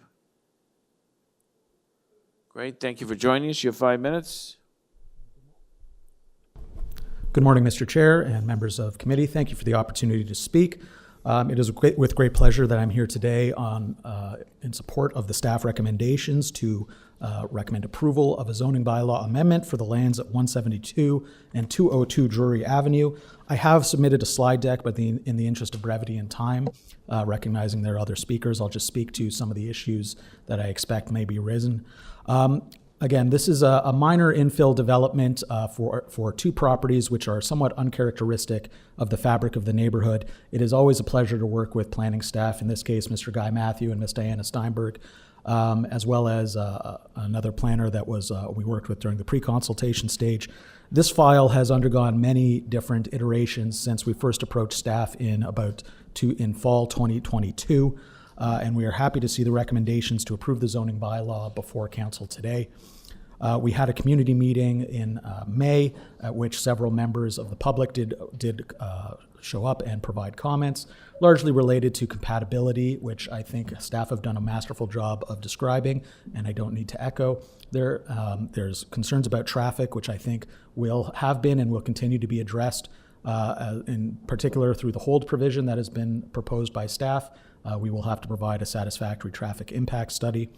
But in large part, I also wanted to address some of the comments that have been relayed to us through Councillor Cheng related to privacy for the adjacent residences on Willamar Court to the north. We have committed to working with the councillor's office to investigate with those owners what a sufficient privacy fence height would be. We are happy to consider all options, as well as additional landscape plantings in the rear yards of those units, which back onto those lots, notwithstanding that we have a rear yard to rear yard interface. Similarly, we are going to be investigating and trying to make sure that we can squeeze in a few extra visitor parking spaces. But aside from that, this plan has gone through many changes, not least of which being reducing the overall density and removing the potential for stacked townhouse units. Instead, we're proposing 45 townhouse units consisting of rear-loaded, back-to-back, and traditional townhouses. There's been modifications, which are referenced in the staff report, to increase the front yard setback along Drewry Avenue, both to provide a little more breathing room from the sidewalk and allow it to be widened, but also to facilitate increased landscape plantings and street trees along Drewry. There's also been revisions through the process to implement more pedestrian connections and 2.1 meter sidewalks throughout the development, and additional snow storage area, and not least of which being the inclusion of a new 617 square meter public park on the Drewry Avenue frontage of the property. So in that regard, we do wholeheartedly support the recommendations of staff to approve the zoning bylaw amendment. We hope that we can get a positive recommendation from committee today, and we will continue to work through the remaining detailed design matters through the site plan process. I'm happy to answer any questions and or address any comments that may be brought up through subsequent deputations. Great. Thank you very much. Any questions for the deputant? No? Okay, thank you very much. William Maria? I understand you're remote. Mr. Maria?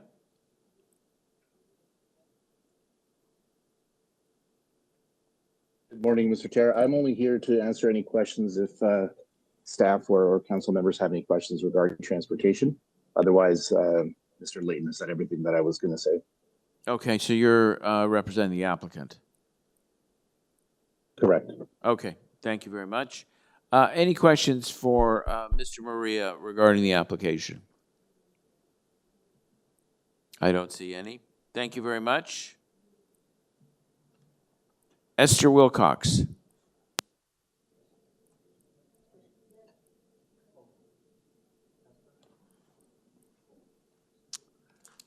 Esther. No, it's not you. She asked to speak.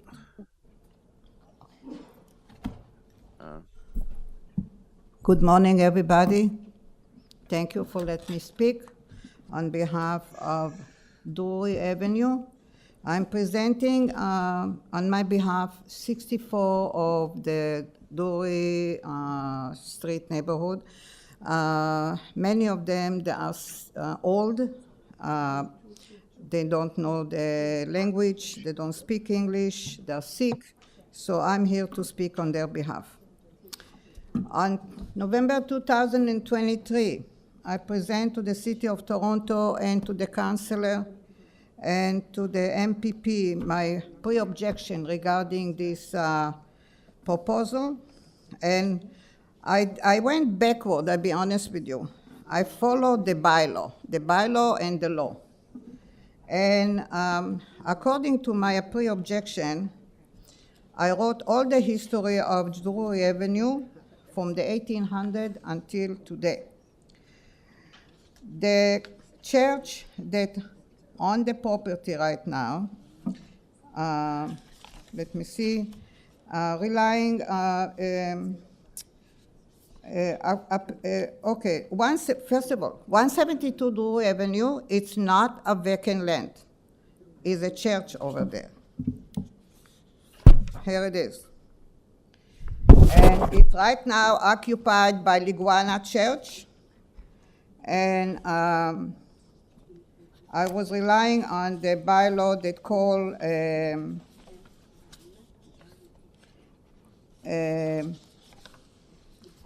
934 IPW zone, exception IPW. The land or portion of therefore is noted below are subject to the following site-specific provision, prevailing bylaw, and prevailing section site-specific provision.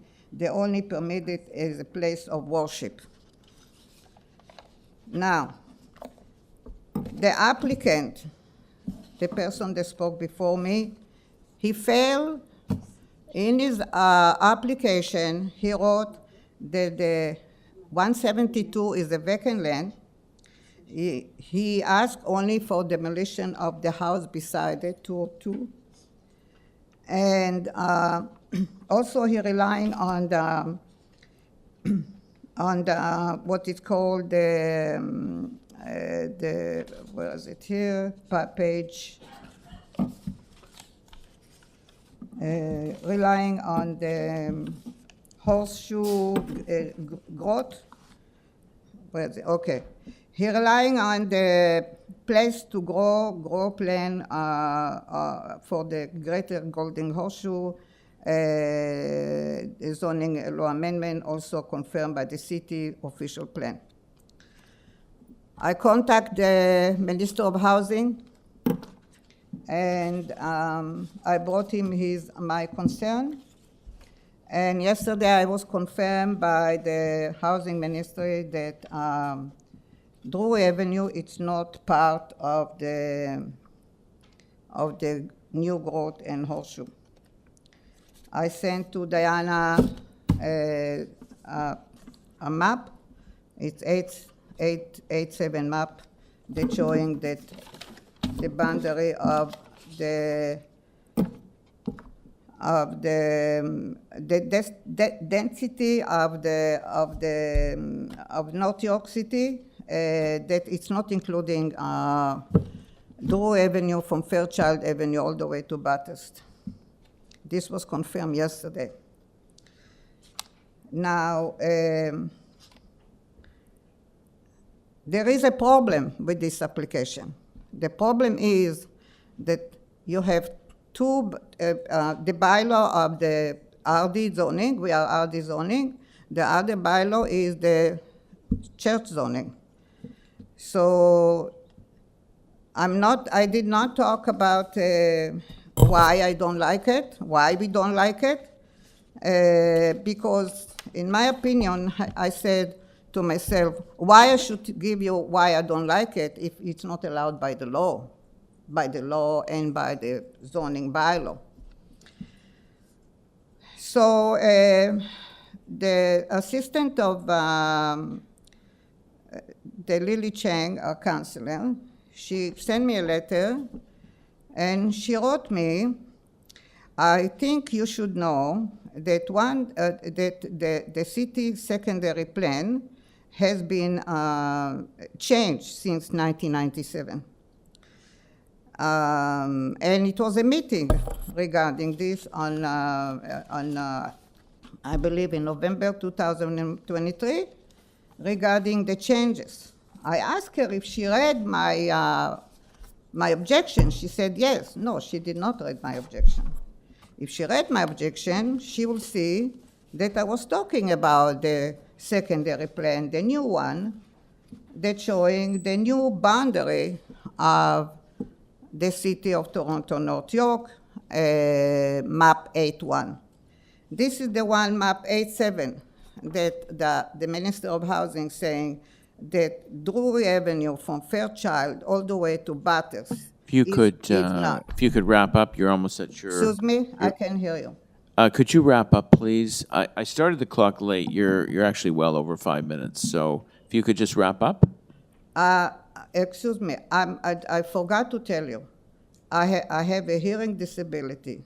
I'm deaf on my both ears, and I'm wearing hearing aid. So if I ask you again to repeat it, please. Oh, I don't mind. I can repeat but it. You know, I have 5 minutes. You cut me off. Are you going to give me more? We started the clock late, so you're actually well over 5 minutes. What he says?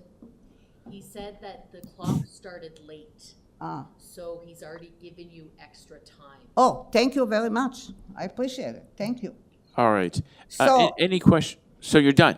Yeah, thank you. Okay. No, thank you for your comments. Yeah. So Diana Steinberg, she came up with a new. Could you tell the lady that she's? What is it? I think you need to wrap up. You need to end. To wrap up? Okay. Yeah. So she sent me, she came up with a report for action regarding the developer that he said there is lastly amendment. And she wrote me that the existing place of, first of all, she talked to me on the phone. She knew he's a charger. So why you let him to put an application when it's not that it's So can we just relay to the deputant that she's out of time? But excuse me, don't cut me in the middle because I can answer. Well, no, I'm glad you can taking hear me. My time But off. So can you let me finish? But everyone gets 5 minutes. Excuse me. No, I didn't. No, okay. Look, I didn't give any opinion regarding the project. For that, I'm going to hire a lawyer, a real estate lawyer, that gave you exactly why this it's subdivision. It's not townhouses. This subdivision between two houses cannot apply to Drewry Avenue. I'm a professional designer, so I can give you my opinion. It's too big, too condensed, too traffic, but I cannot tell you only two. I have to tell you why. This, I will send you a report precisely, but please follow the law and the zoning bylaw. All right. So what I would recommend. We're asking that this application will be declined as of today. Well, then it would be appealed, and you may not like the outcome of that. Because it's unlawful. It's not complying with the zoning bylaw, it's not complying with the church bylaw, and it misleading the committee. Sorry. This is the way I see it. Well, it will go to council. It's, the final decision is not made here. It is, these are recommendations to city council, and you're welcome to send correspondence, and we'll have it circulated to all the councilors. You are welcome to submit in writing to the clerk's office, and they will submit it or share it with all the councilors. What I welcome to submit what? The items that you're speaking about now, the items that, the report that you mentioned, and the items that you would like to submit. But in already writing. I submitted, I should do it again? Oh, if you've done it already? Yeah. Yeah, so this, Get some of the clerks to come to maybe speak. This is Mr. Guy Matthews? so Esther, this item will go to council. and you're- Already submit everything to Yeah, Diana. so it everything. will, this To the item will city go to council, city to council, everybody. and there'll be another debate there, and we will circulate your letters and your documents, and every counselor will have an opportunity to see them. So I really appreciate you coming down today and sharing your thoughts. Thank you very much. I would appreciate if you tell me what you said, because I didn't understand, sorry, because of my hearing problem.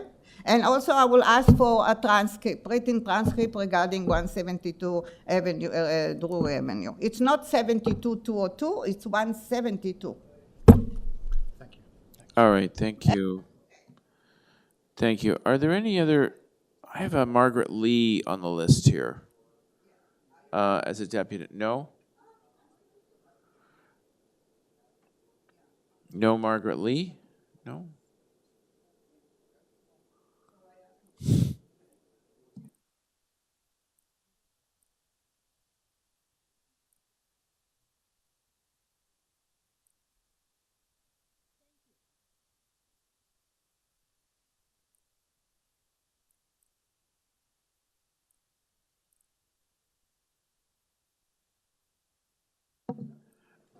Okay, we have one more deputant on this item, Alina Marini.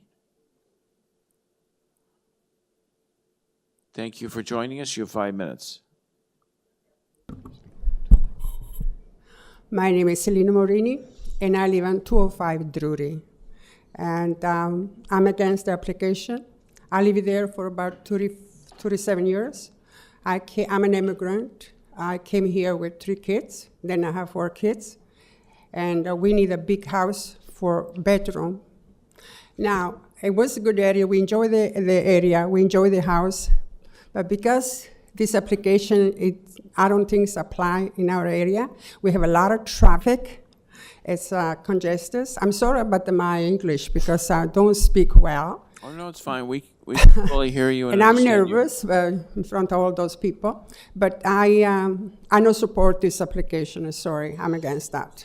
Why don't build house like ours? I mean, they still make money, but they can build a nice house like we have it.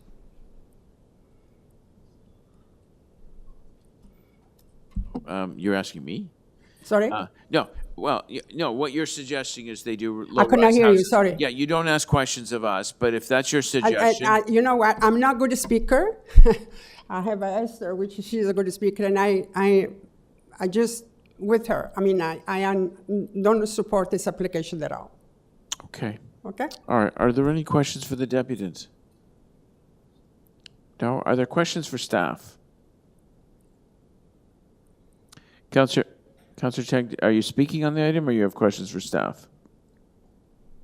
I have questions of staff. Okay. Councillor Cheng? It's done? So Thank I'm you. just asking if staff can explain their rationale for accepting this application, what is the current zoning and the concerns raised by the deputant Esther Wilcox about church zoning and the density that is currently zoned for that area. So I think those were some of the concerns, and could you just address some of them in your explanation of your rationale for approving this application? Good morning, through the chair. Councillor, as we outlined in our staff report, we first considered the official plan. The neighborhood policies of the official plan here. This site is different from the general lotting pattern, so we considered policies 4.1.9, which talk about sites that differ from the local character. We also looked at the building typologies permitted in neighborhoods designation, which include townhouses. And then through that, we work with the applicant on appropriate setbacks, layout of buildings, rear setbacks, side yard setbacks. We also, through the Parks Division, identified the need for a public park on the site. So that's being secured as well. With your question related to church zoning, the site is zoned RD in Bylaw 569, 2013. I'm not sure what the reference to church zoning is. So I can't help you with that part of your question. Does that exist? Is there zoning for churches in the planning bylaws? As far as I'm aware, there's no specific zone only for churches, but a number of our land use, a number of our zoning permissions would allow for such a use. So a land cannot be zoned specifically only for worship purposes. It can permit that as a use, but it cannot limit the land's use. Is that correct? I mean, through the chair, councillor, I mean, there's the possibility you could write a zoning bylaw for a site that only permitted a place of worship on it. That is not what the zoning for this site is. Generally speaking, there's a number of land use zones which permit for places of worship throughout the city, but I'm not aware of one that only permits for places of worship. And a couple of the deputants are very concerned about the character of the neighborhood. How does the townhouse built form fit in terms of policy with current form of the neighborhood? So, councillors, we were, as I said, we considered 4.1.9 of the official plan, which talks about these large sites having to respect and reinforce that existing physical character. So we've looked at things like the rear yard setbacks. We have 6.5 meters along that north property line to the existing neighborhood to the north. The heights we think are also compatible. Compatible does not mean identical to, but we think they're compatible with that neighborhood as well. Thank you. Those are my questions. Okay, thank you. Quick question of staff, Mr. Chair. Okay, Councillor Carroll. Yeah, thanks. Just quickly, we know, of course, that the province isn't currently proposing a subway station, but we have a number of reports and motions from Councillor Chang loaded into the hopper to try and achieve a subway station at the corner of Yonge Street, shared by Drewry and Cummer. Do you know how many meters this is from that intersection of Yonge and Drewry? Through you, councillor, we started to guess what your question was halfway through, so we're just double checking for you, but it's not that far. It's within 2 blocks, I would say. Yeah. So likely, especially given the province's current propensity to keep widening the circle around major transit stations, if this were to one day become a transit station, it'd be within that area. Likely. Yes, it's about 750 according to Google Maps. Oh, well, so I think we're already at 800 in terms of the province's new, broad rules. Okay, thank you. Those are my questions. Okay, thank you. We have one more deputant, Margaret Lee.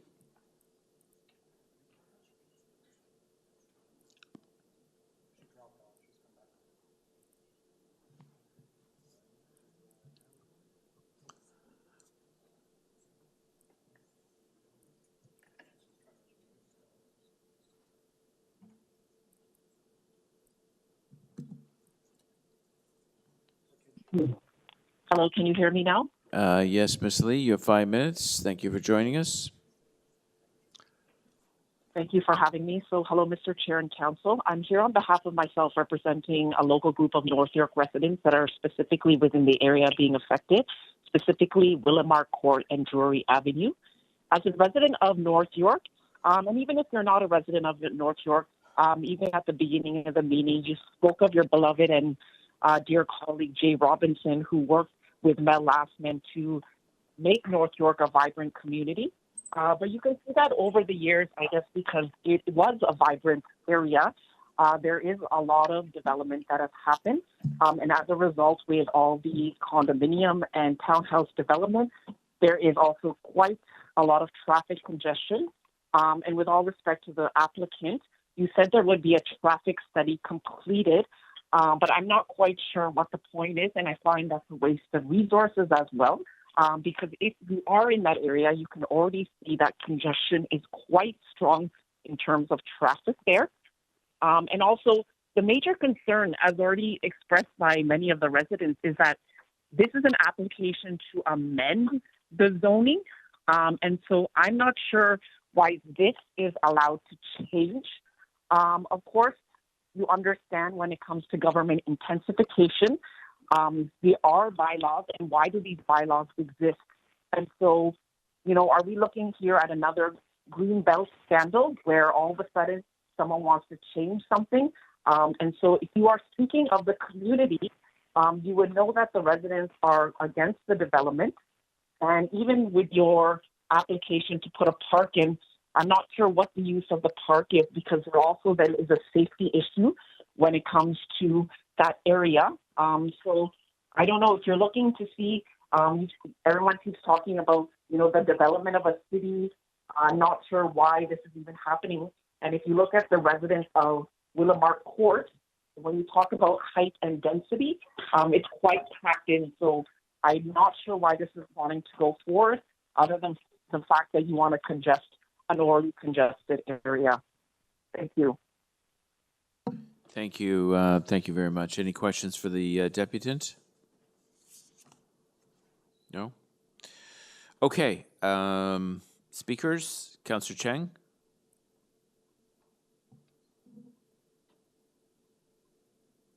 Mayor, I would like to move this item without recommendation. So not approving or disproving it. I think there's still some work and conversations that need to happen between now and council.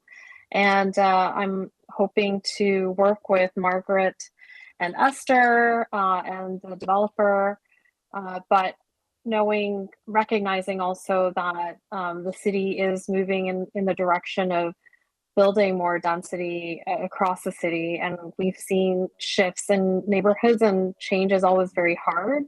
But I think there's just some work that we can still do in the next few weeks. Councillor Cheng has moved the item with that recommendation to council. Any other speakers? Okay, let's put the motion on the screen. We'll vote on it.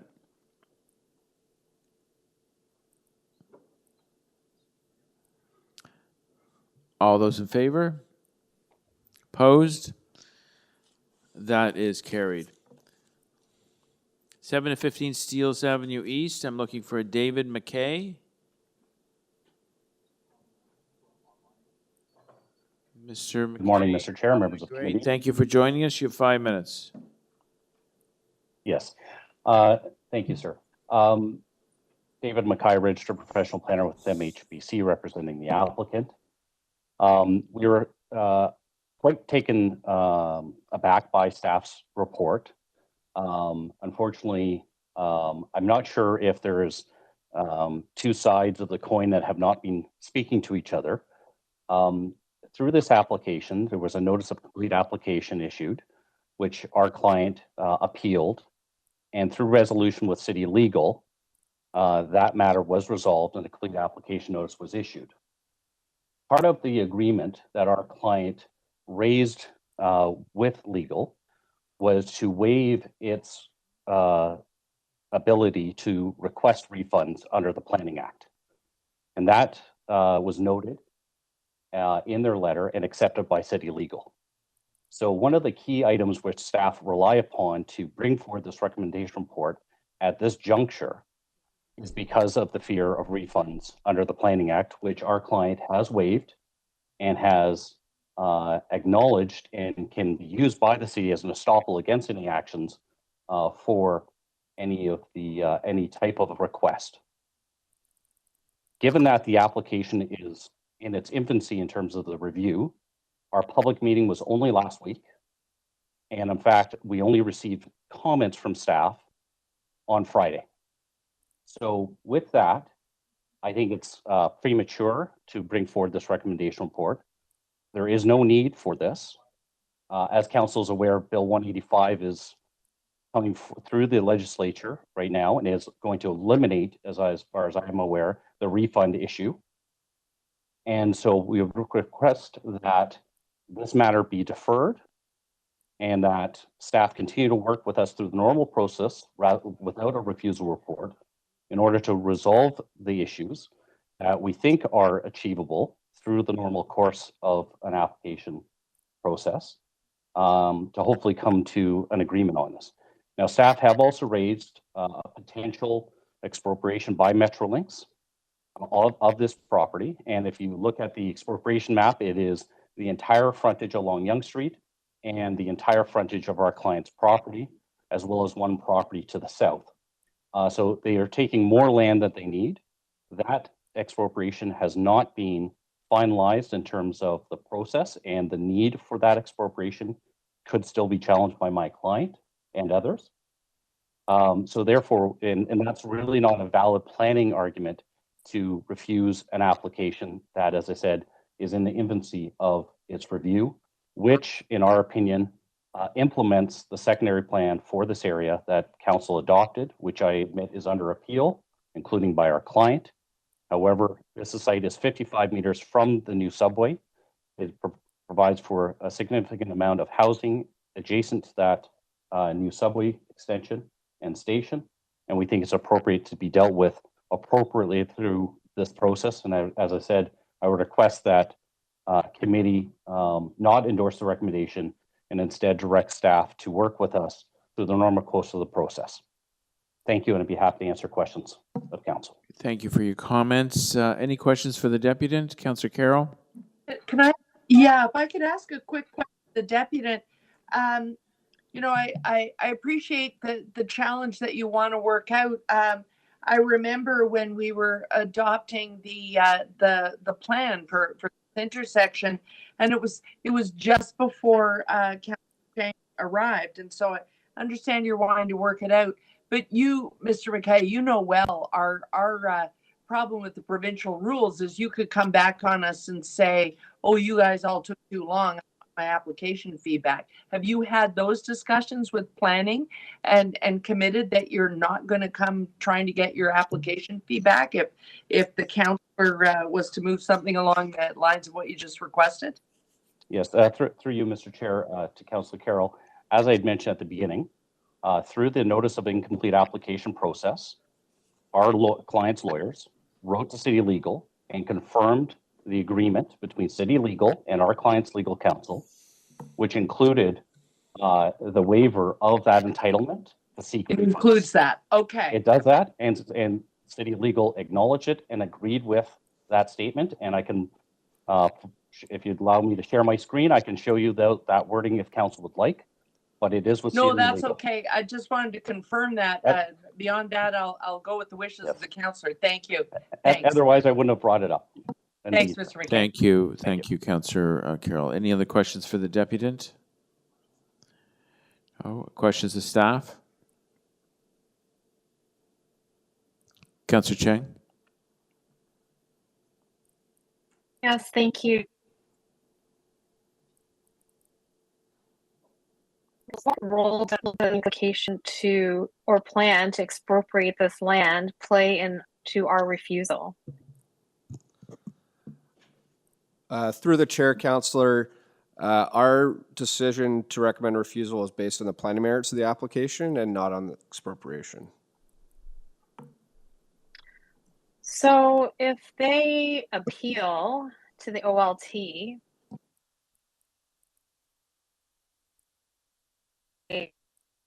You're breaking up. Would the a little bit. province still entertain? Would the province still entertain an appeal despite them also wanting to expropriate the land? Separate.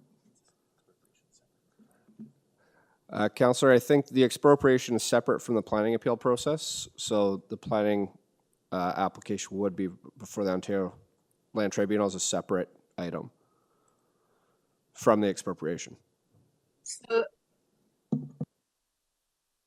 So we're all going through a performance of sorts to go through a process that will result in a ship that will never land. Is that what this journey is about?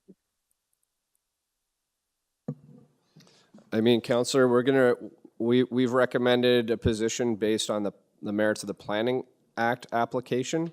If it goes to the tribunal, we would continue to put forward a position based on the Planning Act merits, and any expropriation being undertaken by Metrolinx would follow the process under the Expropriations Act, separate from this process.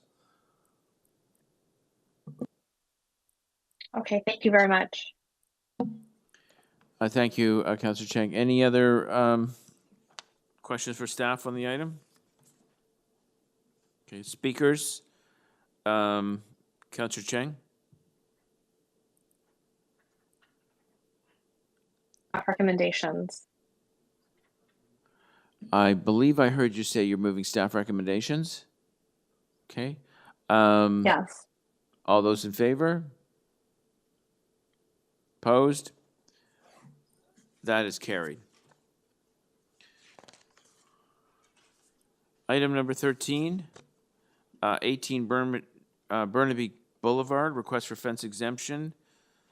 I've got one speaker here, Constantine Bomer. Hello, everyone. Good morning. Good morning. You have 5 minutes. Right, 5 minutes.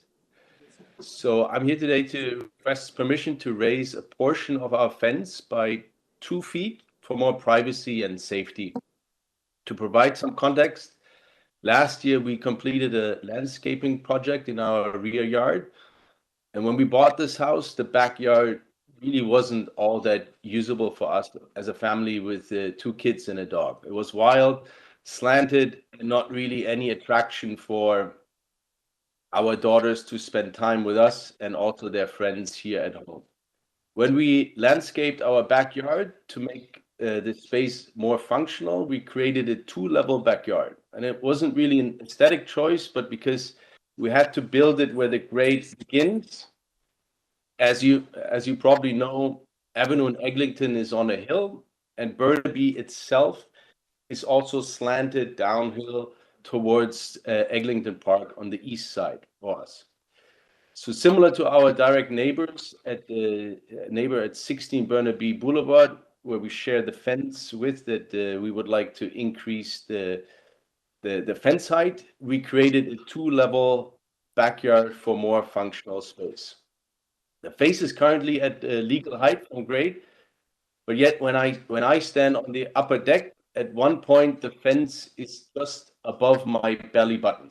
So not only can I look into everyone's yard, I'm also on a pedestal for everyone else, and I do not really have a great urge to present my upper body to everyone.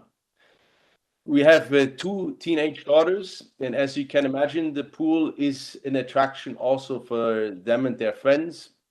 So this fence to us feels too low to provide adequate privacy on the upper level where the pool is. And raising the fence only on that east side by 2 feet will provide us with more privacy around the pool, and would also provide more privacy for the kids coming into and going out of the change room. So this sense of privacy is not really about our direct neighbor, but it's about all of the neighbors to our east on Burnaby and ranging towards Oriole Park. So several houses over that side have direct vision into our backyard. Thankfully, most of them are friends of ours, but they can really see everything that is going on in our backyard. And as part of the application, we also attached some photos from those neighbors of how they can look into our property. We have planted several trees also in the backyard, but they're not mature yet to provide adequate privacy from that angle. And we're also north facing, and right, that makes it a little bit harder also for those trees to grow meaningfully in a short period of time. Because of the grading and being surrounded by mature trees, probably that is making everything a little bit more difficult. So we're hoping that our hornbeams are growing fast and maturing quickly, but unfortunately this won't be the case for the next few years, and they won't really interrupt the direct view into the pool and change area that we have. So we have already replaced this fence, actually all of the fences and the posts entirely on our cost, and we would gladly also cover the cost, of course, of raising that portion of our fence by 2 feet to ensure privacy and safety. That's all I have. Thank you very much. Are there any questions for the deputant? No? I don't have anyone else listed to speak on this item. Questions for staff? Speakers? Councillor Cole? I'm going to move the request by this owner to have the exemption. I mean, this is just the topography and the geography here is such as he's described. He's got 2 teenage daughters, and that fence really at points us at his hip high. And anyways, so I just think that, I'm just trying to take off. So I just think it's a very reasonable request, and I will support it. Thank you. Thank you, Councillor Cole. Councillor Cole is moving the, granting the application. All those in favor? Opposed? That is carried. Item number 14, 524 Melrose Avenue. I have 2 speakers on the item. Meyer Rotenberg. Mr. Rotenberg, thank you for joining us. You have 5 minutes. Thank you and good morning. I'll make this quick. Years ago, we built a deck in our backyard, and for such a deck, 2 meters above the ground, we had a requirement of a 1.07 meter height fence, which we put in. It's all around the top of the deck. Fast forward to last year, we installed a pool at the other end of the backyard. Now the height needs to be 1.2 meters, so we're 11 centimeters, 4 inches short. To change the entire fence, and I'll mention the materials that we use, I got a quote of $12,000 to $15,000. So that's kind of the number one, but equally, I don't see how the change will affect safety for a number of factors. First of all, we do have a 2 meter high fence around the entire backyard, which exceeds the 1.8 requirement. We built the deck fence out of tempered glass. It's very strong, very hard to climb, slippery and thin. I have a very hard time imagining that anyone, especially a young child, could even come close to climbing over it. Third, the only access to the deck is our back door, which we keep locked unless we are out there. We are very safe, conscious about the entire pool. Fourth, the deck being 2 meters off the ground, plus the acceptable so far 42-inch height fence, you would have someone that goes over the fence fall 3 meters onto the floor below. They would then still be 3.5 meters from the pool. I have a hard time imagining that the danger isn't already met and that the pool would add any additional safety risk. Lastly, my neighbors are all aware of this and in support. So in short, the change would be costly and I don't see how it really helps. Okay, thank you very much for your comments. Any questions for the deputant? No? Thank you very much. I'm looking for Glenn Rubinoff. I believe he's remote. He is on my side. I was afraid I would have to leave, and I lined him up to speak on my behalf. So okay, so he, okay. He does so not, yeah, I don't think he's going to speak. Okay, so he supports your view. All righty. So there's no, Glenn Rubinoff was only online if he was needed?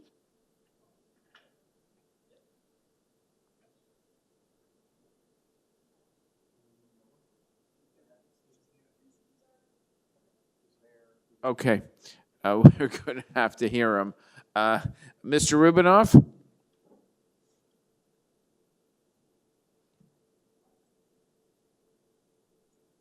Hello, yes, it's Glenn Rubinoff here. Yes, hi, Mr. Rubinoff. Thank you for joining us. You have 5 minutes. I should point out that Mr. Rotenberg suggested that you share the same view and that his remarks cover the issue.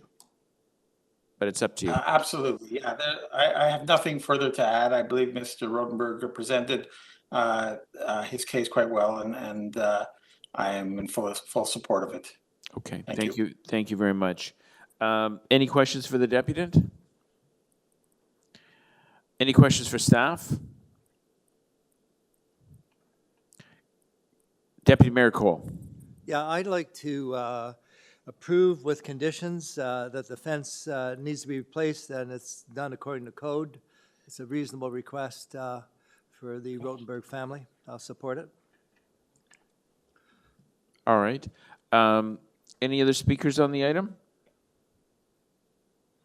Okay, Deputy Mayor Cole has moved a motion to grant the application. All those in favor? Opposed? That is carried. You're very welcome. Last item, number 15, 217 Hendon Avenue. This is an application to remove a private tree. Gus Dedis. He's a remote. Mr. Dedis? Gus?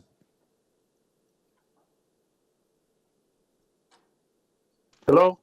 Okay, Gus, thank you for joining us. You have 5 minutes. Hello? You have, please, you have 5 Can you minutes. hear me? Please begin. Yeah, we can hear you. Hello? Go ahead, Gus. We can hear you. Gus. Hello? Yes? Unmute yourself, Gus. Why can't he hear us? Can anyone hear me? Yes. Okay, I can hear you. Okay, go ahead, Gus. Not well, but I can hear you guys. Okay, you have 5 minutes. Thank you very much. Gus. Gus? Gus.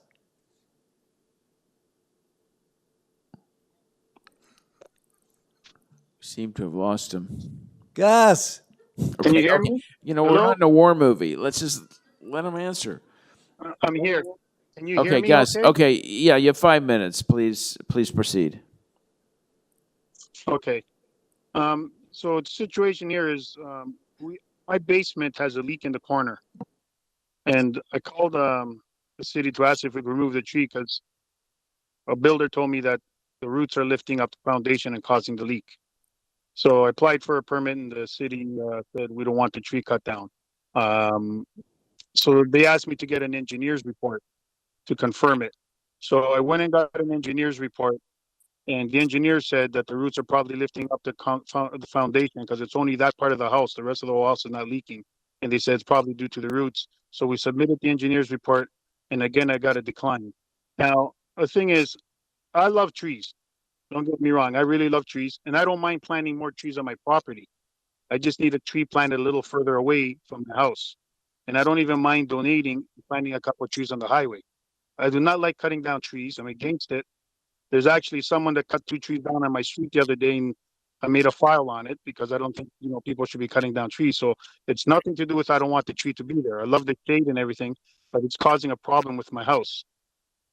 So what I would like to ask for permission is to remove that tree and maybe grow one, just plant one, replant one just a little further away from my house.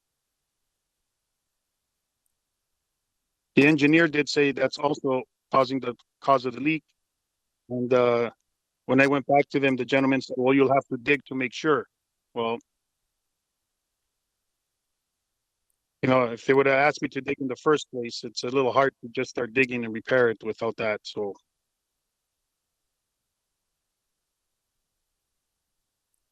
Okay, thank you very much.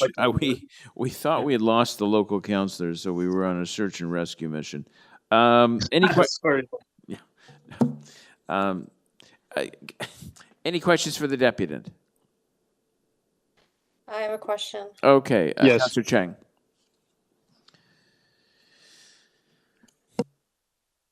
Well, documentation, like picture damage that has been done in the foundation. Yeah. I have pictures of my basement leaking from my I have pictures of my basement where it's leaking, that it's wet, where there's water. Yes, I have pictures. I've submitted those pictures to the city. But it's not clear that that leaking is coming from the tree roots. And where would it be coming from? The rest of the whole house is dry. If there's a foundation problem, the engineer said it would be leaking at probably many other spots. So there was a request or an offer by staff to for you to get a permit to do an excavation to see if the roots were impacting the foundation. Is there a reason you didn't take the city up on this offer?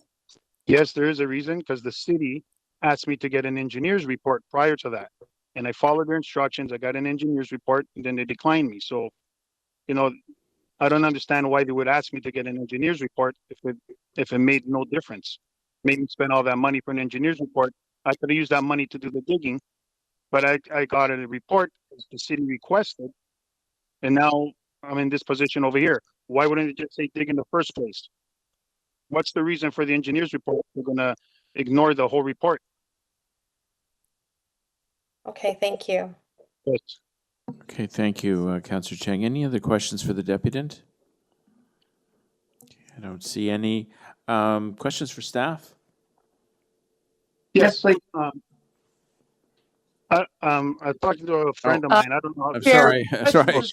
Sorry. So I see Councillor Carroll's hand go up. Is that Councillor Carroll? Yes, Okay, I so have a question. we're on questions for so staff. We just need to let the deputant know he doesn't get to question staff. Yeah, no, the questions are councillors to staff, not deputants to staff. So, Councillor Carroll, I did see your hand go up. Yeah, just a quick question for Mr. Bostock. Do roots break through foundations of houses ordinarily? Through the chair, thank you. I appreciate that it's a quick question. I don't think it would be a quick answer. At the distance that this tree is from the foundation, the tree roots could not cause damage to the foundation in forestry's experience and to the full extent of our knowledge. Naturally occurring damage due to the time and water penetration and all sorts of other things that occur naturally can be made worse if tree roots are present. But the tree roots wouldn't be a torpedo. If that happens, then the roots find an entry point. So forestry wouldn't, we can't say that the tree roots are completely separate from the issue, but I wouldn't say that they're the cause of the issue. Right. And is it possible the request for an engineer's report is because there are ways, if you address whatever is the problem in your foundation, then the roots are back out of the equation. Am I right about that? Once you seal your foundation, the roots will find a path of least resistance, would again be through moist soil. I'm not sure I can answer that directly. Our approach in this context is like cake layers. I always like my onion and my cake analogies. We recognize that removing the tree as a single measure will not fix the damage, comma. So could the damage be repaired without removing the tree? Question mark. We don't know. It's possible that that could be the case.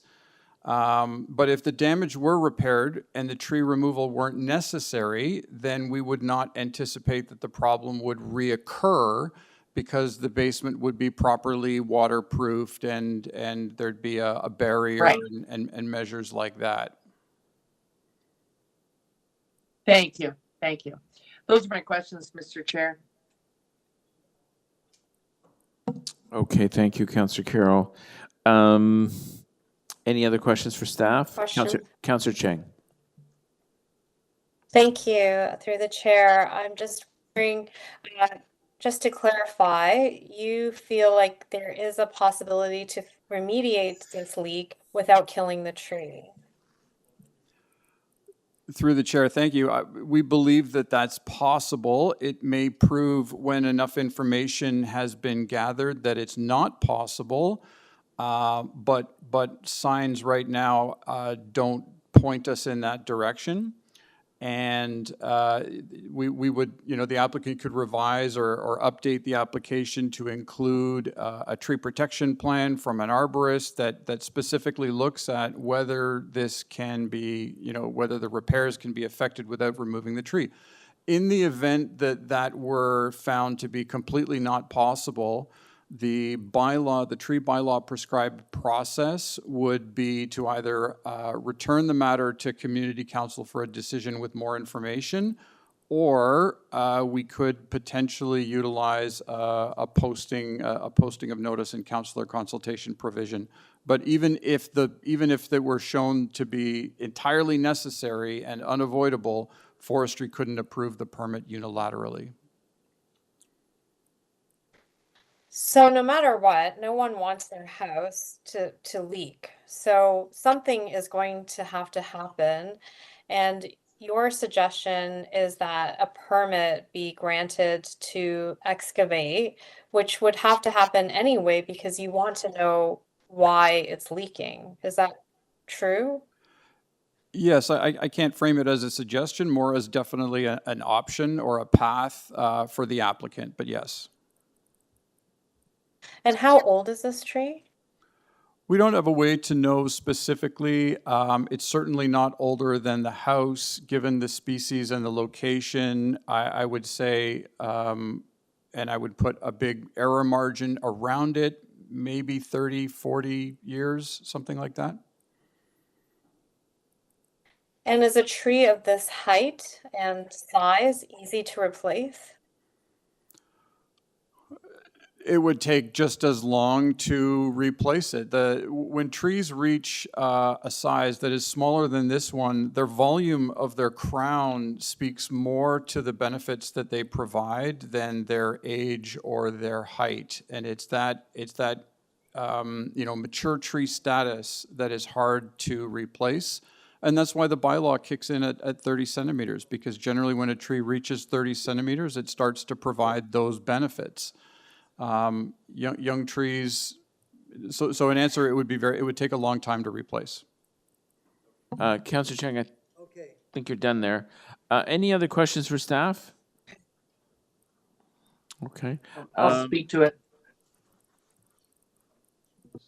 Who was that? Councillor Carroll, to speak? Yeah, I'll just speak to this briefly. I'm going to move the staff recommendations. It's not my ward, but I'm pretty adamant about this. So I wanted to make sure the councillor knows my wishes by my moving those staff recommendations. What are you going to do? What my read of the report, what I'm to understand from the report is this started out as an application to remove a very healthy tree because animals might run along its branches and onto my roof or the roof of the applicant. And that is not a reason we remove trees, ever. Then it became through follow-up and rejection follow-up, an engineer's report materialized indicating that there was damage to the foundation, which corresponds to the location of the tree. That seems to be all the professional engineer was willing to say, because they have not supported this opinion with any technical information. We don't have a photograph to prove any of that to us, none of the above. I think Mr. Bostock is at pains to say, if that could be reasonably proved, he would later on have reason to reconsider, it sounds like. But there is no reason to reconsider right now. And so I'm going to be moving the staff recommendations. I'll put them on the table now. Thank you, Mr. Chair.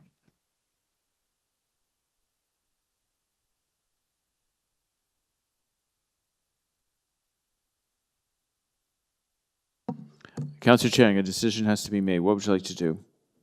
Yes, yes.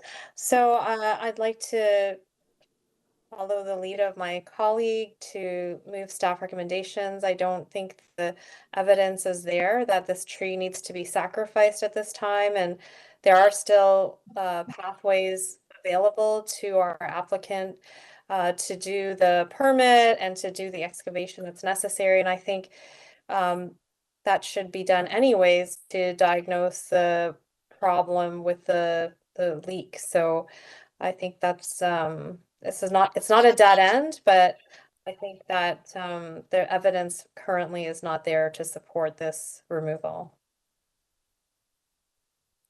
All right. I think it was Councillor Carroll that actually moved staff recommendations. So all those in favor? Opposed? That is carried. And we just have to do the confirmatory bills. Okay, Councillor Carroll, do you want to do the bills? Sure. That bill's 518527, prepared for the June 4th, 2024 meeting 14 of the North York Community Council, be declared bylaws and passed subject to section 2226.9 of the City of Toronto Act 2006. Great, thank you very much. All those in favor? Opposed? That is carried. And the confirmatory bills. Deputy Mayor Cole. Yes, the confirmatory bills to confirm the legislative proceedings of North York Community Council acting under delegated authority at meeting 14 on June 4th, 2024, be declared as bylaws and passed subject to section 222.6.9 of the City of Toronto Act in the year 2006. I so move. All right, thank you, Deputy Mayor Cole. All those in favor? Opposed? That is carried. So that concludes our business for today. Thank you, councillors. Thank you, city staff, who's ever left. Thank you very much. Members of the public, and of course the Robinson family and Jay's staff. So we are adjourned. And thank you to the clerk staff.